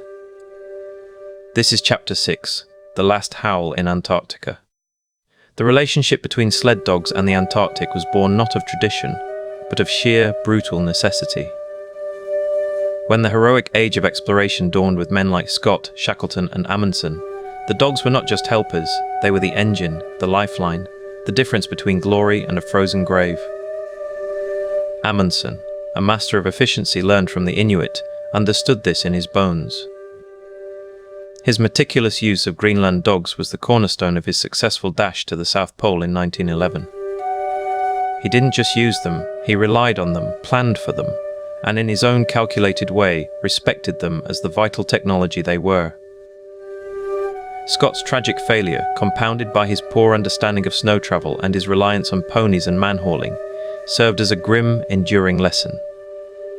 The message was clear: to conquer Antarctica, you needed dogs. This lesson hardened into doctrine with the dawn of the scientific age on the ice. After the Second World War, nations established permanent year-round research stations. This was no longer about planting flags, but about sustaining human life to study the planet's last great wilderness. And the technology was still primitive. Aircraft were unreliable, prone to blinding whiteouts and mechanical failure in the deep cold. tracked vehicles were in their infancy, heavy, fuel-guzzling, and constantly breaking down on the treacherous sastrugi. The wind-carved waves of hard snow. The sled dog, however, was a perfected technology, refined over millennia. They required no imported fuel, only the seal meat and pemmican that could be stockpiled. They were self-repairing, their padded feet naturally resistant to frostbite, their dense double coats a marvel of thermal engineering. Most importantly, they possessed an intelligence and instinct no machine could match. They could sense hidden crevasses, their widespread weight distributing safely over snow bridges that would collapse under a tractor. In a blizzard so thick a man couldn't see his own mittens, a lead dog could find its way back to camp, navigating by a sense we still do not fully understand, perhaps by the very magnetism of the earth itself. Throughout the 1950s, 60s and 70s, huskies, primarily Alaskan and Siberian breeds, were the workhorses of Antarctic logistics. They were not pets, they were colleagues with sharp teeth and a strong will. At bases like Britain's Rothair and Howl, Australia's Mawson and New Zealand's Scott Base, the dog lines were as essential an infrastructure as the generator house. The daily chorus of howls and barks was the sound of the base waking up. Teams would haul building materials, seismic equipment, geological samples, and supplies for remote field parties. They would run survey lines for cartographers, lay depots for deep field scientists, and provide the sole means of transport for the winter, met men who would travel to isolated weather huts. The bond forged between a handler and his team in this environment was unlike any other. It was a partnership forged in absolute isolation, under the constant threat of the elements. A man's life literally depended on the strength, stamina, and loyalty of his dogs. In return, the dogs received a focused, purposeful existence. They lived for the run, for the crack of the whip, not as punishment, but as a directional signal for the command of hike. That sent them lunging into their harnesses. They slept in snow pits, they dug themselves, curled into tight balls, their breath frosting their whiskers. They knew their driver's moods, his scent, the sound of his boots on the ice. In the endless twilight of the winter, with the aurora australis shimmering overhead in silent green waves, a man sitting on the sled, listening to the rhythmic panting of his team and the shush of the runners, could feel a connection to every explorer and musher who had come before, a thread stretching back thousands of years. It was a timeless partnership, perfectly adapted to the task. But a shift was occurring, a change in perception as profound as any climatic shift. The very continent they were helping to explore was beginning to be seen in a new light, and the dogs, tragically, did not fit the new picture. The environmental movement that gained global momentum in the 1960s and 70s fundamentally changed how the world viewed wilderness. Antarctica was no longer just a testing ground for heroes or a strategic chess piece. It was recognized as a pristine laboratory, a continent dedicated to peace and science. The Antarctic Treaty, signed in 1959, enshrined this ideal. With this new ethos came a rigorous and necessary scrutiny of the human footprint. Scientists began to study the delicate, slow-growing lichens, the microscopic ecosystems, the incredibly adapted but vulnerable life of the continent. And they looked at the sled dogs with new, concerned eyes. The dogs were, undeniably, a non-native species. Their very presence was an ecological anomaly.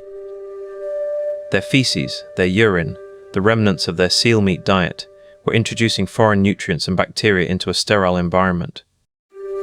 There were concerns about diseases, like canine distemper, potentially jumping to the native seal populations. The romantic image of the dog team racing across the pristine snow began to be replaced by a more clinical view. They were a potential vector for contamination, a risk to the pure science the continent was now meant to represent.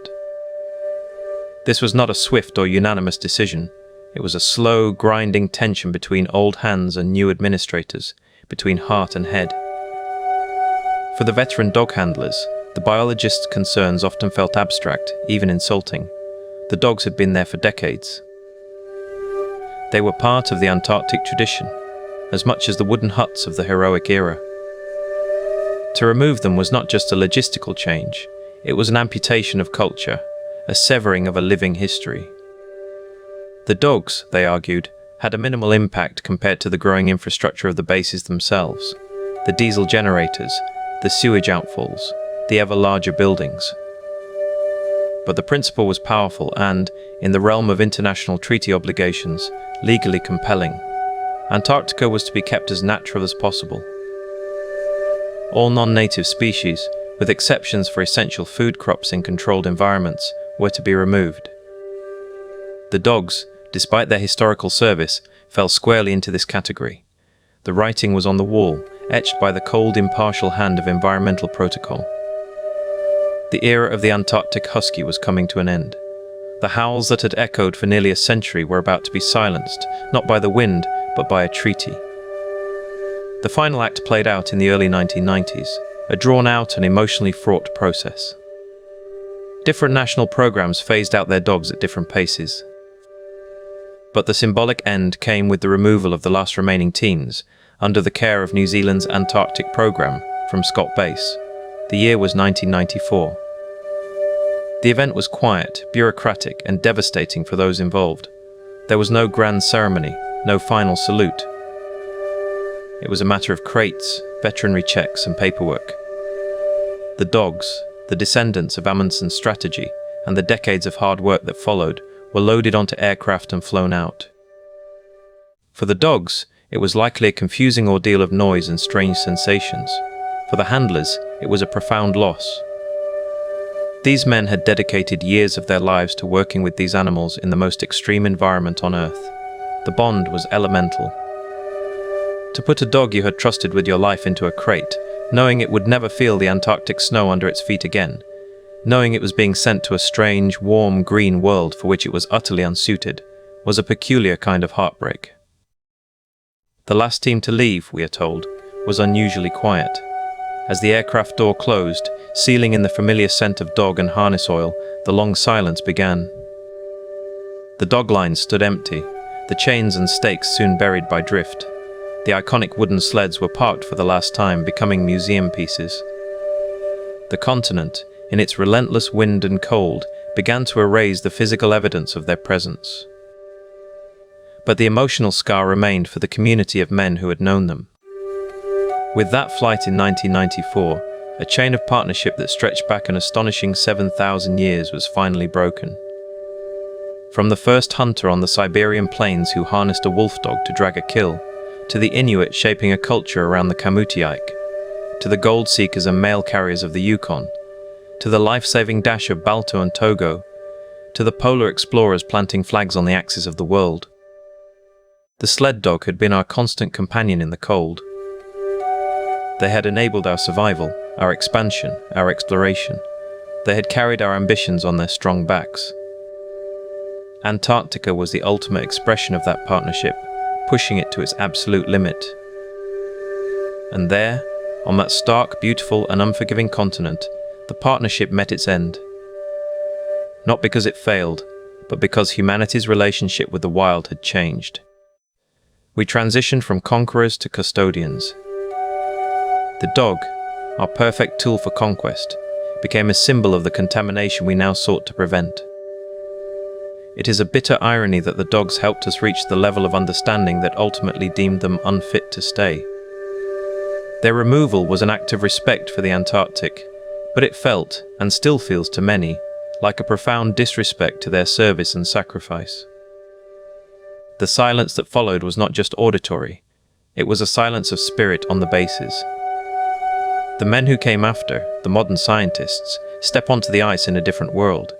They travel in heated, pressurized tractors with GPS and satellite communications.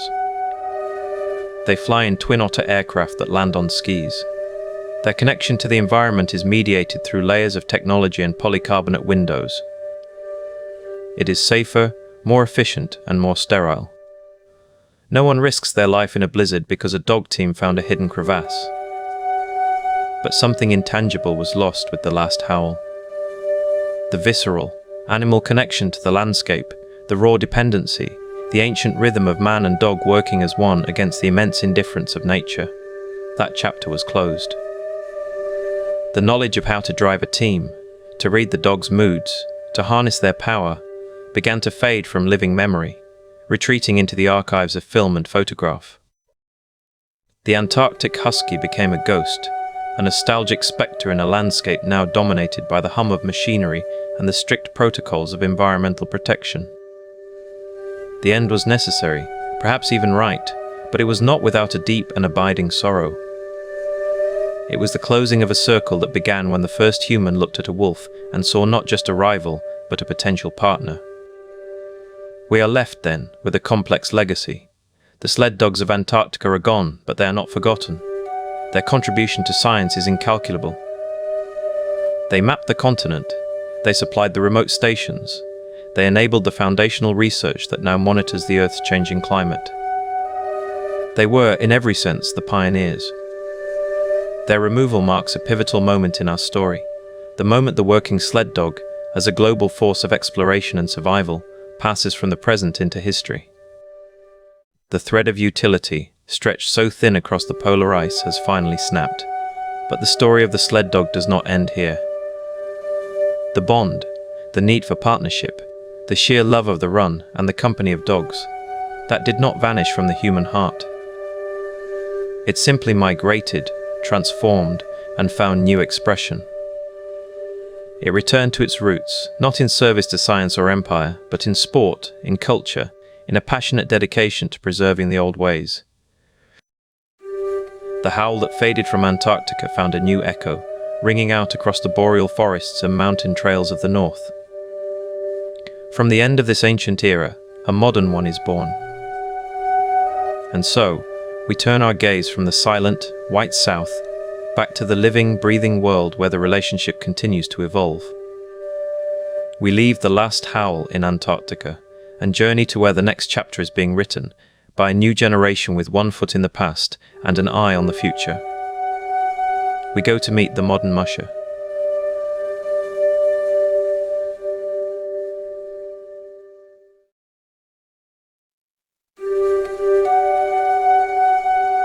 The silence is not silent at all. It is a living, breathing quiet, punctuated by the soft, rhythmic panting of 48 pairs of lungs, the faint jingle of gangline clips, the impatient scrape of a paw on straw. In the pre-dawn blackness of a March morning in Alaska, at the edge of a frozen lake, a universe of potential energy is coiled, waiting. A headlamp beam cuts through the vapor rising from the dogs, illuminating eyes that gleam with an intelligence that is ancient and immediate. These are not the wolf-like Siberian huskies of popular imagination. They are leaner, sharper, a genetic symphony written for a single purpose: motion. And at the center of this poised storm stands a figure, moving with a calm, deliberate efficiency, checking booties, tugging on lines, whispering names: Diesel, Maple, Ghost, Rio. This is the Modern Musher. Not a grizzled prospector, not a romantic figure from a Jack London novel, but part elite athlete, part emergency veterinarian, part logistics CEO, and part intuitive psychologist, all bundled into a layer of technical fabric and quiet resolve. This is Chapter 7, The Modern Musher. Our journey has taken us across millennia and continents, from the primal partnership with the first sled dogs of Siberia, through the gold rush chaos, to the heroic serum run, and into the mechanized 20th century. We witnessed the last howls fade from the Antarctic ice, a poignant end to an era of canine-powered polar exploration. Now, we arrive at the beating heart of the story as it exists today. This chapter is not about nostalgia. It is about a living, evolving, and fiercely contested tradition. We will venture onto the most famous trail on Earth, under the shadow of a changing climate. We will dissect the science behind the ultimate canine athlete, the Alaskan Husky. We will delve into the profound, almost telepathic bond between human and led dog. And we will come to understand that the story of the sled dog in the 21st century is a complex equation of love, sport, science, and survival. The howl has not been silenced. It has been refined, amplified, and is now running a race against time itself. The Iditarod Trail Sled Dog Race, the last great race on Earth, begins not with a gunshot, but with a countdown. In Anchorage, thousands of spectators line the streets, a carnival atmosphere masking the profound challenge that lies ahead. For the mushers, this ceremonial start is a blur of noise and color, a final chaotic hurdle before the true solitude of the trail embraces them. But the 2025 Iditarod exists in a new and precarious context. It is a microcosm of the pressures facing the entire culture of modern mushing. The most immediate and visceral threat is written not in rulebooks, but in the snow, or the lack thereof. Climate change is no longer a distant theory for mushers. It is a reality they navigate with every training run. The warming Arctic has delivered increasingly unpredictable and hostile conditions for a race predicated on frozen rivers and snow-covered tundra. The traditional image of the Iditarod teams plunging through deep powder under a blazing sun is being replaced by scenes of slush, open water, and bare ground. Warmer temperatures mean poor snow conditions, requiring earlier and more arduous training on glaciers or imported snow, and forcing race officials to constantly reroute the trail, sometimes moving the entire restart hundreds of miles north. The iron dogs, or snow machines, used to break trail and establish the route, struggle in marginal snow, leaving a hard, icy and treacherous path for the sleds. Rain, once a rare mid-race nuisance, now falls with alarming frequency, soaking dogs and gear and creating a suffocating crust that can injure paws and legs. Mushers speak of the new normal, running in the dead of night when temperatures are coldest, carrying heavier loads of gear for variable conditions, and facing a trail that is less a wilderness challenge and more an obstacle course of climate-induced hazards. The very environment that forged the sled dog is transforming faster than the tradition can adapt. Alongside the environmental pressure comes intense economic strain. The romantic notion of a musher living off the land with their team is a fantasy. The modern competitive kennel is a small business with staggering overhead. Consider the numbers. A top team of 50 dogs consumes over 30,000 worth of specialized high-performance food annually, a mix of premium kibble, fats, meats, and supplements. Veterinary care, even with volunteer vets at races, runs into the thousands. There is the constant cost of gear sleds that can cost several $1,000s, hundreds of dog booties worn and replaced daily, gang lines, harnesses and clothing. Then add trucks, trailers, ATVs for training, land leases or mortgage for the kennel property, and utilities. The total annual budget for a competitive kennel can easily surpass $100,000. Prize money, even for the Iditarod winner, rarely covers a fraction of this. Sponsorship is the lifeblood, but it is fickle and often tied to performance and public perception. Many top mushers are not just athletes, they are perpetual fundraisers, running tour businesses in the summer, selling merchandise, and giving lectures to keep their dream, and their dogs, alive. The economic model is perpetually on thin ice, requiring a business acumen that was never part of the historic musher's toolkit. This financial precarity exists within a crucible of evolving, and often fierce, animal welfare debates. The modern Iditarod is arguably the most scrutinized sporting event for animals in the world. Animal rights organizations maintain a powerful and persistent campaign, highlighting dog deaths on the trail, though statistically rare, each one is a tragedy, and questioning the ethics of asking animals to run such distances. They frame the race as inherently cruel, a relic of a less enlightened time. The mushing community, in response, has transformed its practices. The Iditarod's veterinary corps is one of the largest in any animal sport, with over 50 vets conducting pre-race exams and staffing checkpoints along the trail, performing thousands of checks on canine athletes. Rules mandate mandatory rest periods for the dogs that far exceed those for the mushers. GPS trackers on every sled allow officials and the public to monitor speed and rest in real time. Mushers speak of a culture shift. The run-to-win mentality has been tempered by a run-to-finish with a healthy team ethos. The bond they share with their dogs, they argue, is one of deep mutual trust and respect. To push an animal to its breaking point is to betray that bond and destroy a priceless athlete. Yet, the narrative battle is relentless, fought on social media and in corporate boardrooms, leading sponsors to withdraw and creating a defensive siege mentality within the mushing world. The 2025 Musher, therefore, races on 3 simultaneous trails: the physical one of snow and wind, the the economic one of balance sheets, and the philosophical one of public opinion. To understand how they navigate this trifecta, we must step away from the starting line and into the daily rhythm of their lives. Meet someone like Dallas Seavey, a multi-time Iditarod champion, or a rising star like Paige Drobny. Their public persona is that of a tough, solitary trailblazer. But a day at their kennel reveals a far more complex portrait. The morning begins not with a run, but with a meticulous inspection. The musher moves down the line of straw-filled houses, not as a master, but as a diagnostician. Each dog is visually assessed, eyes bright, nose wet, demeanor alert. Hands run over shoulders, wrists and paws, feeling for any hint of heat, swelling or soreness. This is daily preventative medicine. They note appetite from the previous night's feeding, the consistency of stool in the yard. A slight cough in one dog, a barely perceptible limp in another. These are data points entered into a mental ledger. The modern musher must have the observational skills of a seasoned vet, able to detect subtleties that could spell disaster 100 miles down the trail. They administer vaccines, stitch minor cuts, and are trained in canine CPR. The dog is not a machine. It is a living, breathing, fragile engine that must be maintained with scientific precision and intuitive care. After health checks comes the logistical puzzle. Which 12 dogs, from a pool of 50, will make today's training team? This decision is a blend of hard data and deep relationship. It considers the dog's recent performance, its recovery rate, its personality fit with others, and the specific goals of the day's run speed work, hill training, or long, slow distance. The musher is a coach assembling a starting lineup, knowing that chemistry is as important as athleticism.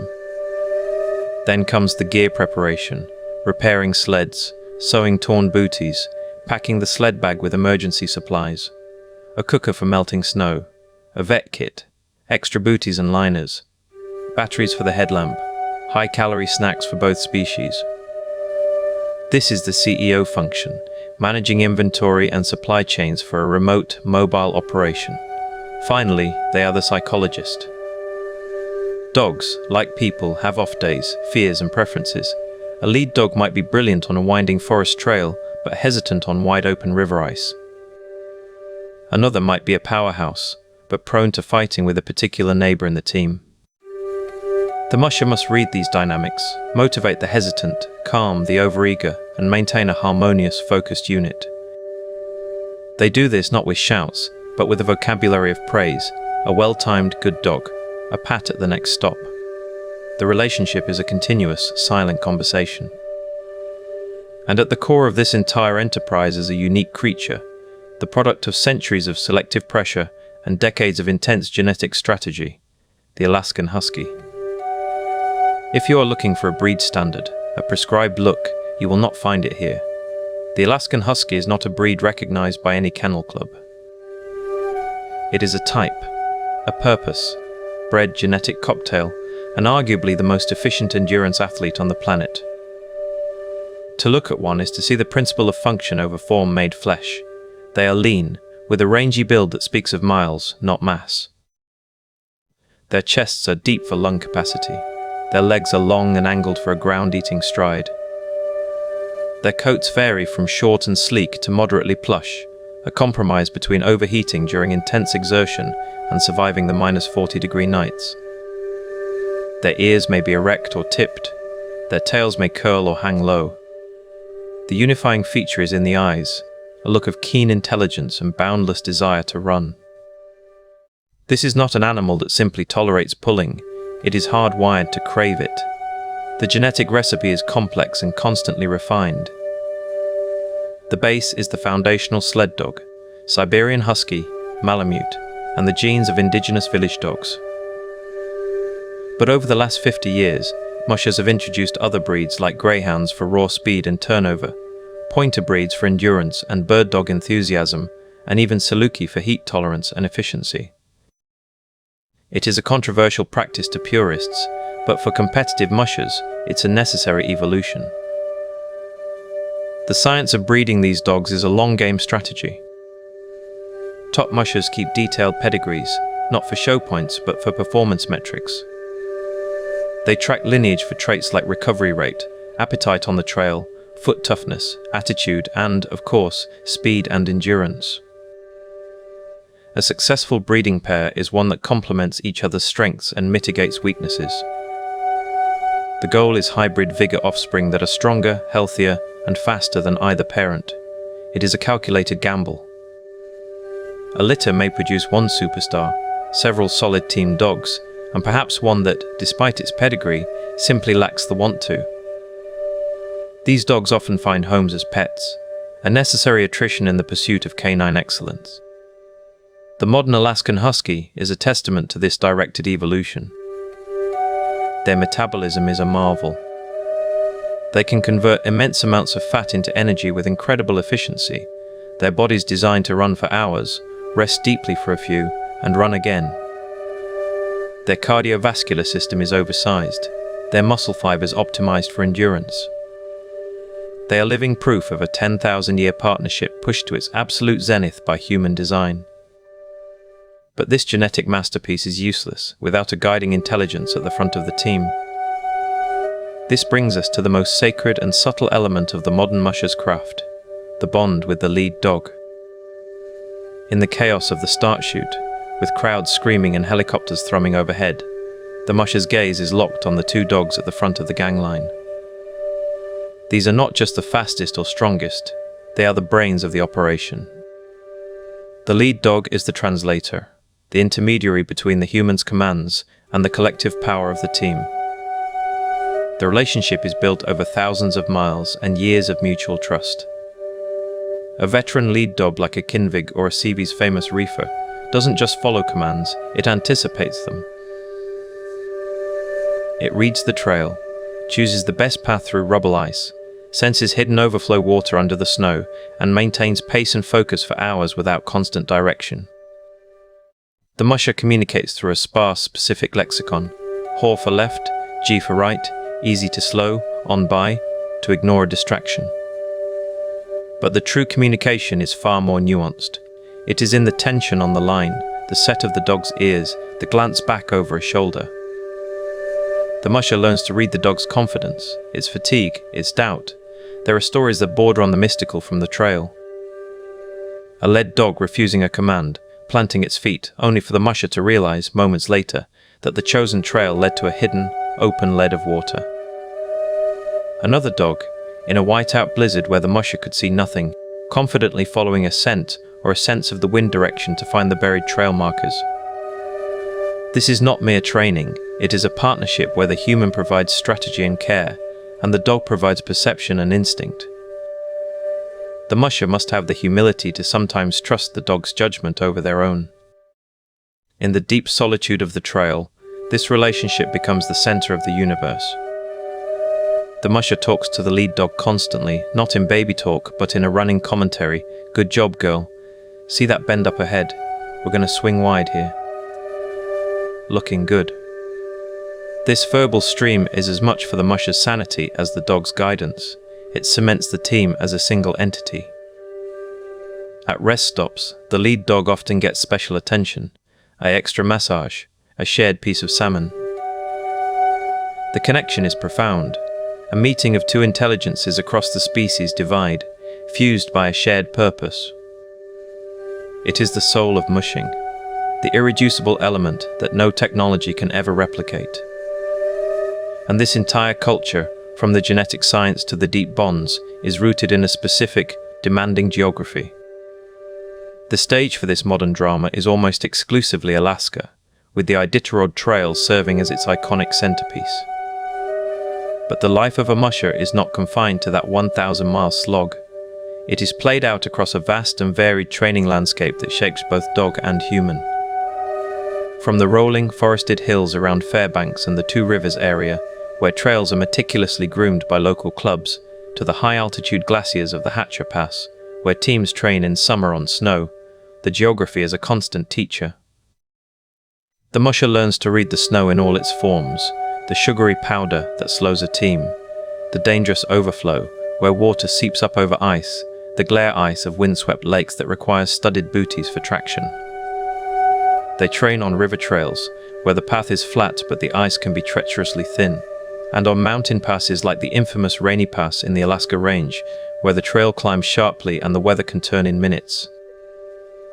The Iditarod Trail itself is a geographic anthology of Alaska.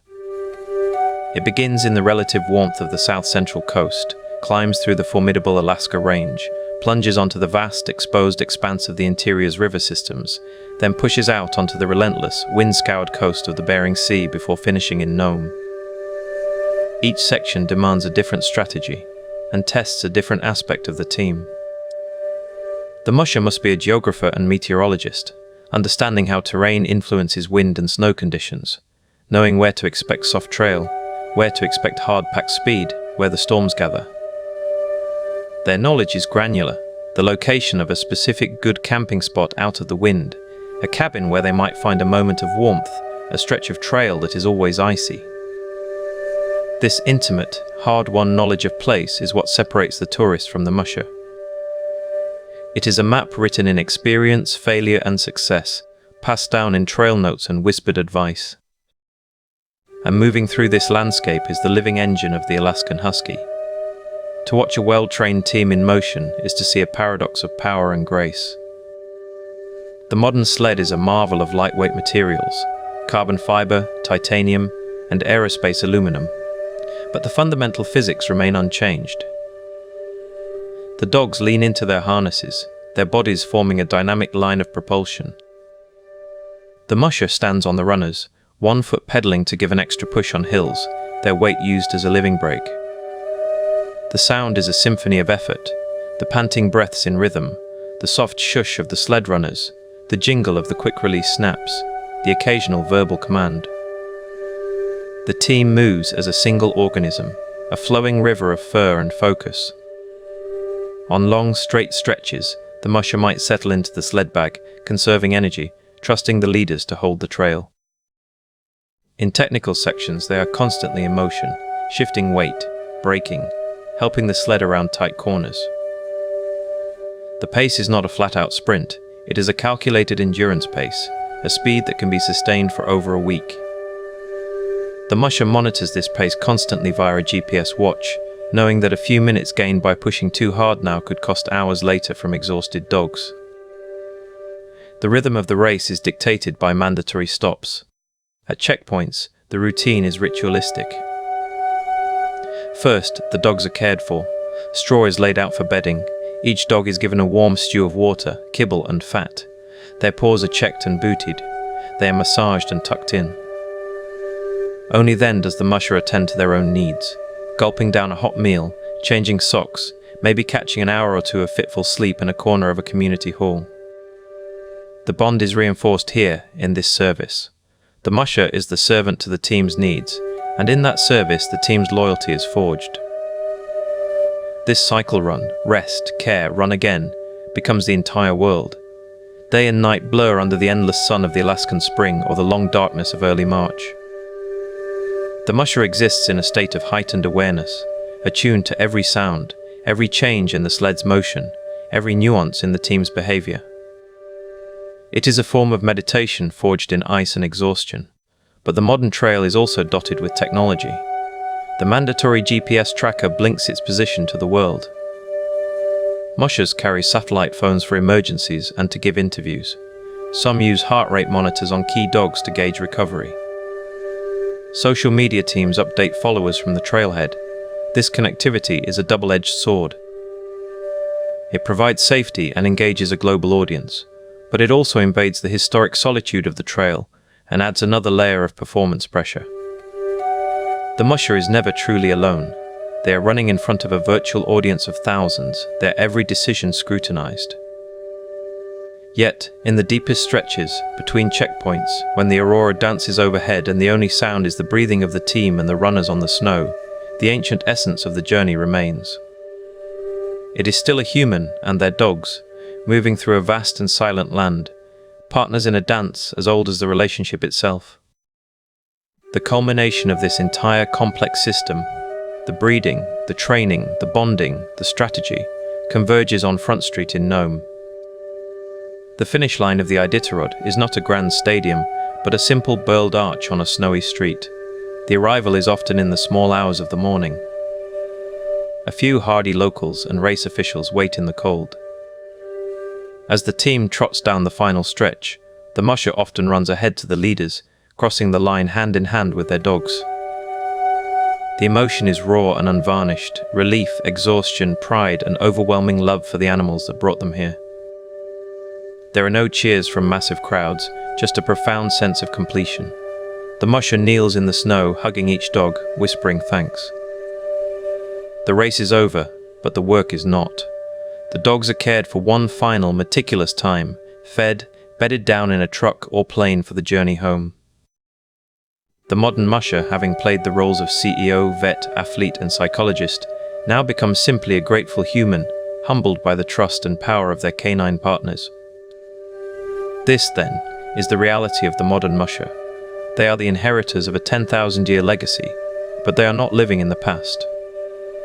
They are navigating a present fraught with environmental uncertainty, economic pressure, and ethical scrutiny. They have embraced science to perfect the canine athlete while striving to preserve the intangible, essential bond that is the heart of the partnership. They are conservationists of a tradition, using satellite technology to follow a trail, first blazed by dog teams carrying mail and medicine. The howl of the sled dog has evolved from a functional call to the wild into the focused pant of the elite endurance runner, but the spirit within it, the desire to run, to work, to be part of a team with a human remains unchanged. Yet, as we have seen, this modern equilibrium is fragile. The climate shifts, the funding dries up, the public opinion wavers. The musher stands at a crossroads, looking back at a long, proud history and forward into a haze of challenges. They have optimized the dog, the gear, and their own skills to a razor's edge. But the greatest test may not be the trail ahead, it may be the changing world around it. The story of the sled dog has always been one of adaptation. Now, the question is, can this ancient partnership adapt once more?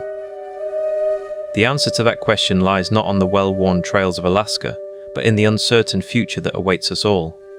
And that is where our journey must turn next.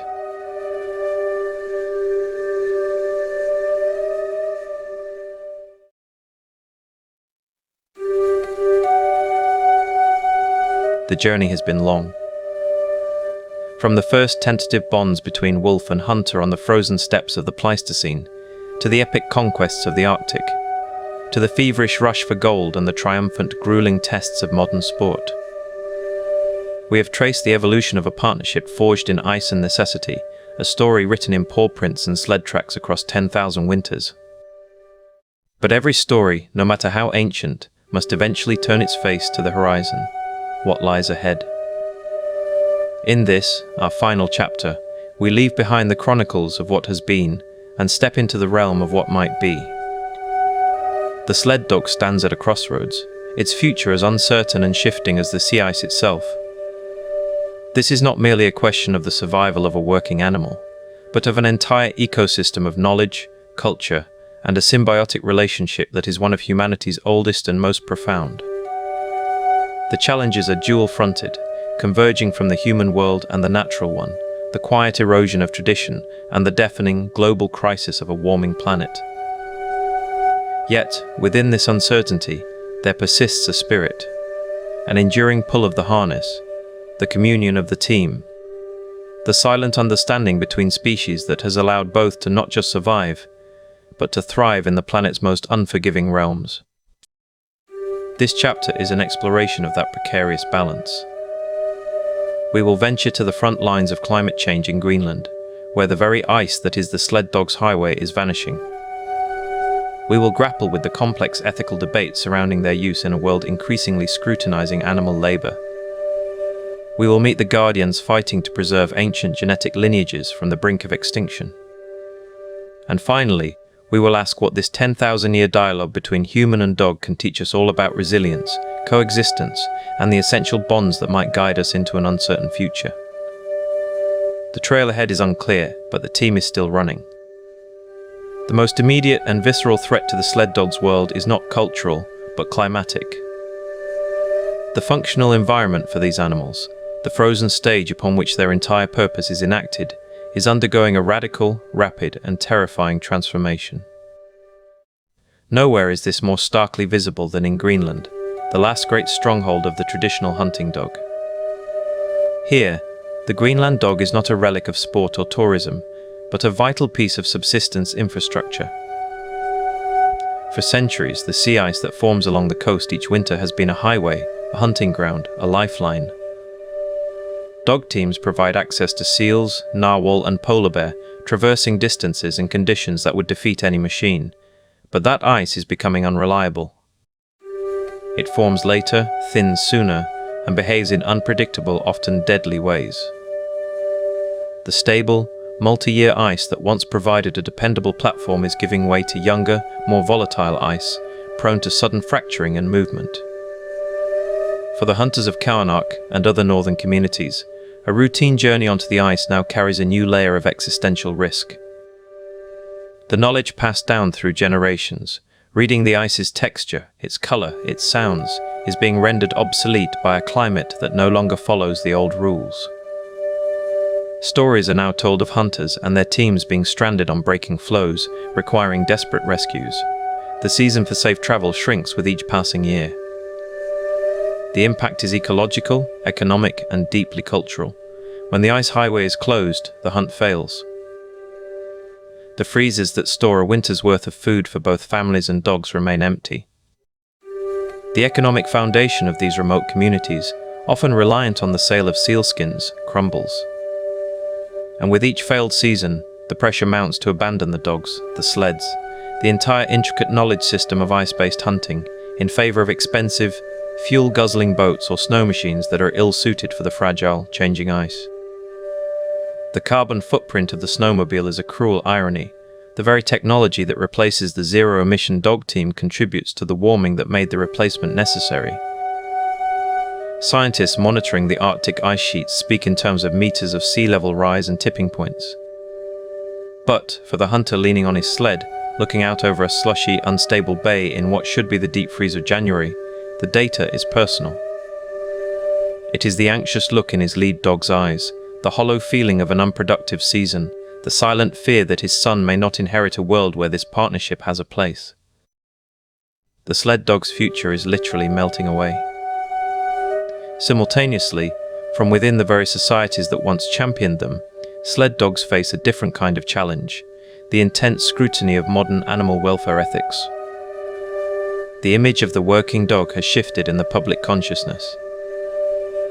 Where once the husky was a symbol of hardy endurance and loyal service, many now see potential for exploitation. The animal rights debate surrounding sledding is a complex tapestry, woven with threads of genuine concern, cultural misunderstanding, and the fundamental clash between a utilitarian historical view of animals and a contemporary companion, animal paradigm. Critics point to historical and, sadly, some contemporary cases of neglect, dogs kept on short chains, instances of overwork, culling practices deemed harsh by urban standards. They question the morality of any sport or labor that involves animal participation, framing the harness as a symbol of coercion rather than partnership. This perspective, often amplified through social media and documentaries with a specific viewpoint, has led to calls for bans on sled dog operations, particularly in the tourism industry, and has placed mushers of all kinds under a microscope.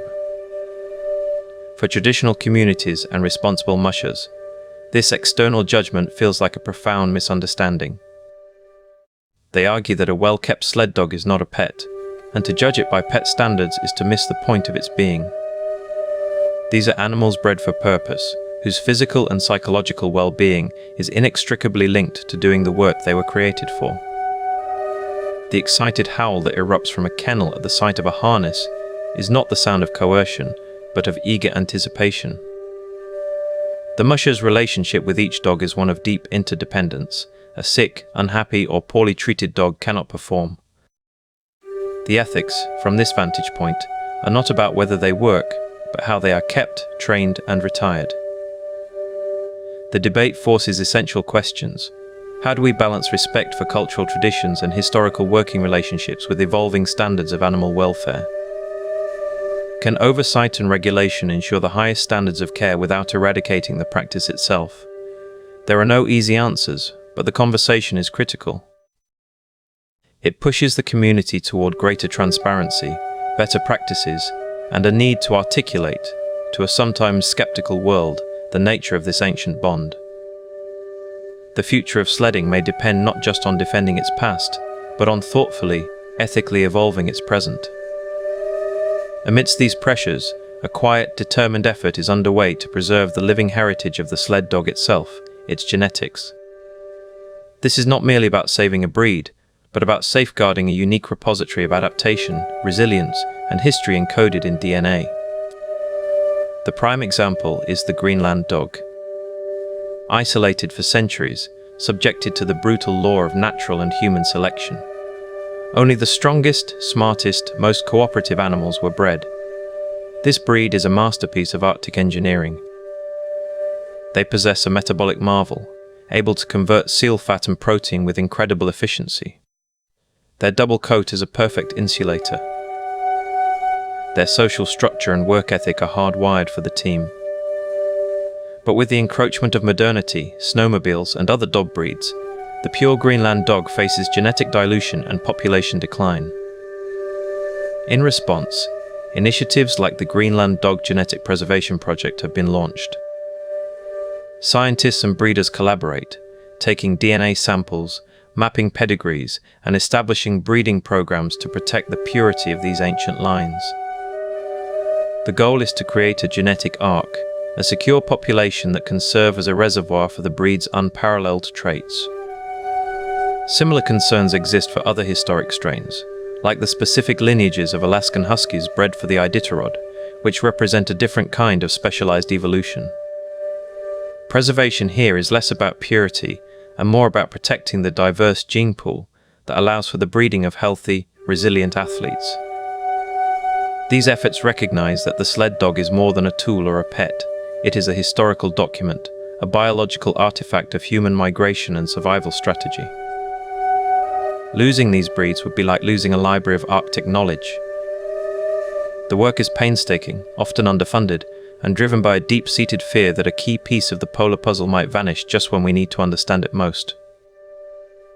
For if the climate continues to change, the innate adaptations of these animals, their cold tolerance, their energy efficiency, could hold scientific insights valuable far beyond the world of mushing. Preserving them is an act of cultural respect, biological conservation, and perhaps planetary foresight. So, what endures? When we strip away the sport, the tourism, the historical reenactment, what is the core of this 10,000-year partnership? It is a lesson in coexistence written in the simplest of terms, mutual survival forged into mutual respect, and then into something deeper.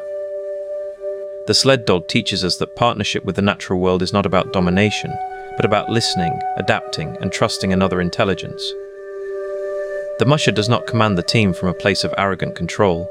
He or she guides a collective organism, relying on the dog's senses, its instincts, its will to run. It is a dialogue. The dog reads the trail, the wind, the mood of the other dogs. The human reads the dog, the weather, the map. Both are necessary. Neither is supreme. This model of interdependence is a stark contrast to our modern, extractive relationship with the planet.